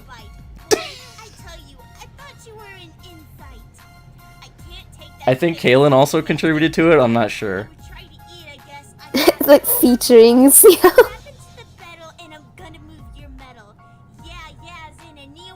This is the most elaborate, like, high effort shitpost I have ever seen.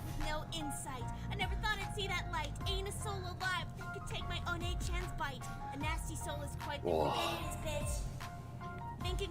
Christ. You got nothing. You got nothing. I have forgotten how long this was. What are you doing? Oh, I'm just writing a poem. Oh my god.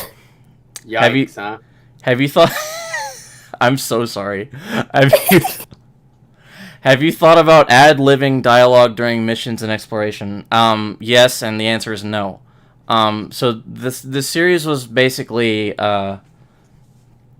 it was kind of like in between like what a fan would do and what Capcom would do. So we're gonna try to keep things vanilla and keep things like voicing the cutscenes that are there and not adding any fan fiction crap. That's where fan projects fail, is when they add fan fiction crap. Do they? Maybe I just haven't been involved in enough fan project. Well, not many do. Like, okay, I should tell you the story. Like, when we first started doing this, I had this guy with me. I don't remember his name. Well, actually, I do, but I'm not going to say it. Originally we were going to be doing this series together, but we had creative differences, and he wanted to leave because he didn't want to just stick to the game and dub what's in the game and the audio dramas. He wanted to add a whole bunch of new scenes and get really ambitious with like expanding on the lore and like having these like little character moments, and which was nice, but I mean it was too ambitious, and it was that's stuff too you much. Can only do. That's stuff you can only do with a budget, right? Yeah, and it was too fanfiction-y. It didn't sound like something. Oh. It just didn't mesh with the story that was being told, and so he just kind of left because he didn't like what I was doing with it. But that was really early on. That was like 2013. God. So yeah, I don't really want to like ad lib dialogue. I mean, at best, like I've added certain like screams or grunts. Like, for example, like in the scene where Cyber Elf X is being attacked by the baby elves, like when he gets back up, you can hear him like grunt and pant in pain. That's not in the game. I just added that because it sounded more natural. Yeah. So stuff like that. Yeah. Well, you know, you were bringing up Alouette's Good Day. The Thick Duck asked, Alouette's Good Day when? As soon as we get Alouette's lines recorded. We still have to do that. So I need to get back with the actress on that and continue. That was the character, wasn't it? And that rap just then? No, this rap was and the previous Alouette was Meredith White, and she's not part of this anymore. Oh, so she retired from doing voice work, so I need to find. I already did find a replacement for her, and we're about halfway done with doing the lines for Alouette's Good Day. We got to do the other half at some point. Because I recorded. That's kind of like the slightly comedy one, isn't it? Yeah, it's more comedic and like a slice of life type episode. Yeah. Yeah. Okay. It's almost an episode of Nichijou. Oh, Nichijou. Yeah, I love that shit. I love that show. Definitive Doves, I see you're fans of Summoning Salt. Oh yeah, because I had it in my related feed. You ever considered tackling the Mario and Luigi games? I don't know about that. Yeah, I can't really see that being... I mean, okay, here's the thing. Like, if I do a fan dub, I want it to be of a series that no one else has done. So, there have been other Mario and Luigi dubs. There's even been a dub of Luigi's Mansion where I voiced Egad. And so, yeah, I don't want to do something that, like... Part of the reason this is called the definitive dub is because before this was made, there were, like, 6 different attempts by other people to fan dub this series. And they just never got off the ground. Dubbing a series in its entirety is... Very difficult. Like, I think you said it... Like, I think you said this in the last commentary. It's like, we're gonna do the whole series. No, you're not. Well, it's not so much I thought that. I was like, it's when you came out with, definitive dub. Because like I said earlier, I was like, well, you do things expecting... Back in the old days, you just recorded lines expecting things not to get finished. Right. Because that's just how most people were. And you go like, well, if it does get made, then that's great. But if it doesn't, then you've forgotten about it by, It's not like you record lines to go, did he release it? Like, you just kind of go, you put it into the ether. And if it does get released, you're pleasantly surprised. Because by the time it does get released, you've forgotten about it by then. But when you came out with it, it's called the definitive dubs. I was like, that's a bit cocky, isn't it? No, it's daring. Well, it's confident. I like that. Yeah. Energy. Well, I if we do ZX, it's not going to be called Mega Man ZX the definitive dub because one, I don't want to step on Crosstech's shoes. I don't want to make it sound like my dub is so much better than his. I don't want there to be like angry like competitiveness between fan dubs. We're all just kind of doing our own thing and having fun. Yeah. So I don't want to like seem like I'm saying my fan dub's the best. It's definitive. Your dub sucks. I don't want that to be the perception going forward. Yeah. So I think after this series, I'm just gonna drop that title and just keep it on the channel. So how many Zero games are there before the ZX games? 4. 'Cause I have no idea. This was the second game, so there's 2 more after this. All right. Well, I mean, if you can get them made, as you know, I'm always happy to provide. Happy to record for you and stuff. So have you considered making more tutorial videos? Like what? Tutorials of what? Like, I don't know. Like, I'm useless. Like, how to make a fan dub last 8 years? Okay, well, first. Ruin all your relationships. That's the first key part. Damn, I was gonna say tenacity is the first thing. You're going straight for the self shooting in the foot. Step 1, ruin your life. Says, yes. Step 2, have clinical depression. It's like, how else are you gonna have all this free time? Gotta ruin it first. Exactly. You're not gonna have time. You're not gonna have the time to do this shit if you have friends. Exactly. see, he gets it. Yeah. But yeah, I'd like to do more types of videos. I had an idea. I made like a channel update video like a year ago explaining like what ideas I had, and they just never happened. It's like the eternal like artist's dilemma where you have like 100 work in progress projects that you keep in a cupboard somewhere. I'm sure Dracula knows all about that. I have storage facilities. storage facility's worth. Literally, yes. And so does Nick's book. Who's gonna browse hard drives? Oh look, Pixar hasn't finished. Yeah. Any idea when? I don't know. God, you guys have asked that like 17 times. Yeah, I know. What do we got here? Have you considered doing other dubs outside of Mega Man? Yes, of Presumably course. Oh, have you? Oh, okay, fair enough. Like what? Well, I mean, there was that Sonic thing I attempted to get off the ground, and it thing that just came up. I've got to jump off of here. Oh, okay. See you later. Okay, cool. Sorry for the urgency of it. I just got to take care of it now. Okay. It's all right, dude. Glad to see you. But yeah, no, it was great to be on. Appreciate you having me, even if it was kind of a thank you for contributing to this. Last minute. Nah, love talking, man. See you again. Yeah. See ya. Bye-bye. Yeah. Bye-bye. Okay, so other dubs, like there was that Sonic thing. Like there was that Sonic Genesis dub I attempted to make, and it just never happened. I want to like go into the history of that, because like that's just a complete train wreck. Was the Sonic thing that was there? Do you feel like there just wasn't interest, or do you feel like most of the actors just went AWOL? Is the thing. And another thing is that Griffin voiced Sonic. Oh. And we recorded all 5 issues of that story arc, but I only have part 1. Now he claims that he sent it to me, but if he sent it, he only sent it on Skype.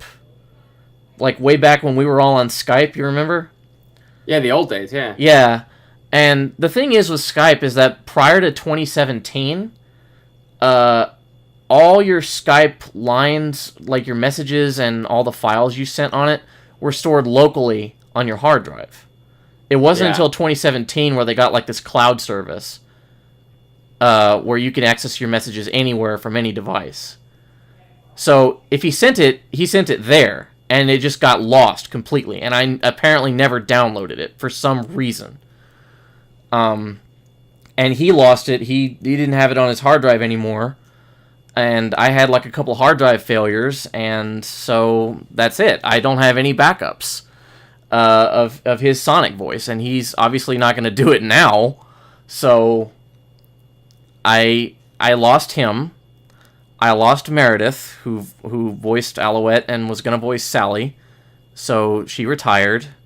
The voice of Antoine went AWOL. The voice of Boomer went AWOL. And it just didn't work out. It was just a clusterfuck. So there was that, and there was... I was going to voice like some Star Trek comics at one point. Yeah. And that never happened. And... Now, if I ever do a fan dub of a game, it's going to be one of two things. It's either going to be a dub of Yakuza 0, or it's going to be a dub of Castlevania Araya of Sorrow. Didn't I do some reads for you for Yakuza? Yeah, you did. And that I'm still looking at making that. The problem is that I couldn't really get it to work with the game. I was going to make it like a mod, and it didn't work. So, yeah, there was that and Castlevania. Castlevania is the one I'm more inclined to do. Like, Araya of Sorrow and Dawn of Sorrow. I would like to dub those 2 games. Yeah. Okay. Will you use any music of Zero Memories by Frozenith for the Mega Man Zero DD series? I've thought about it. But the thing with Frozenith is that those remixes are too... dancey. They don't really fit the game, like the vibe. So, I mean, like for example, like Apocalypse Now is supposed to be like this epic, like dark cutscene where Omega comes out, but then it goes into like this dance Eurobeat thing that just wouldn't... Omega just starts breakdancing. That like Zero and Omega Zero do like a dance off, like Yakuza style, and it's amazing. But no. That will be the sickest thing ever. That'd be awesome. Zero and Omega Zero. Break dance competition. I should totally ask someone to animate that. Yeah. But no, I don't think I'll use any music from Zero Memories. Not that I have anything against that album. It's just it doesn't fit the tone. I guess nobody has any other questions. All right. Yeah. So, definitive dance off. That's funny. Nice. So yeah, that was the commentary. Thank you very much for joining us. Thanks to Alex. Yeah. And Nixpa for doing such an amazing job. And well, that's terrific. And I will get you your script one of these days to do more Zebo. Hopefully before too long. Yes. I just wanna just very good. Thank you, Ben, for sort of sticking it out all these years. The year is 2068. I know. Alex gets an email with a script. The bastard did it. He really did it. Yeah. Thank you for sticking it out all these years, and continuing with it. It's nice to see, because this isn't some high profit big money maker project. It's all for the love. It's all for the, and I don't even really know the series that well. Like I said, I played a couple of the X games. Yeah, played like X4 through 7, I think, and maybe not even through. I might have played like X4, 5, and then 7. So I don't really know the series that well. So I should say this before we sign off. Yeah. Season 3 is going to be ambitious. Ideally, I would like to have more artwork done for it, and possibly an animation. But sorry, Nixpa. Whether or not she does it is up in the air. But I would need to open up my Patreon back up, because if I would want the animations done and the artwork done, it's going to cost like $100. I mean, $1,000. My bad. Yeah, $100 that wouldn't be bad, but $1,000. Ooh. You gotta get that money from somewhere. Yeah. So yeah, we'll see what happens. I'll make a video at some point in the next few years, hopefully. See you guys later. Yeah.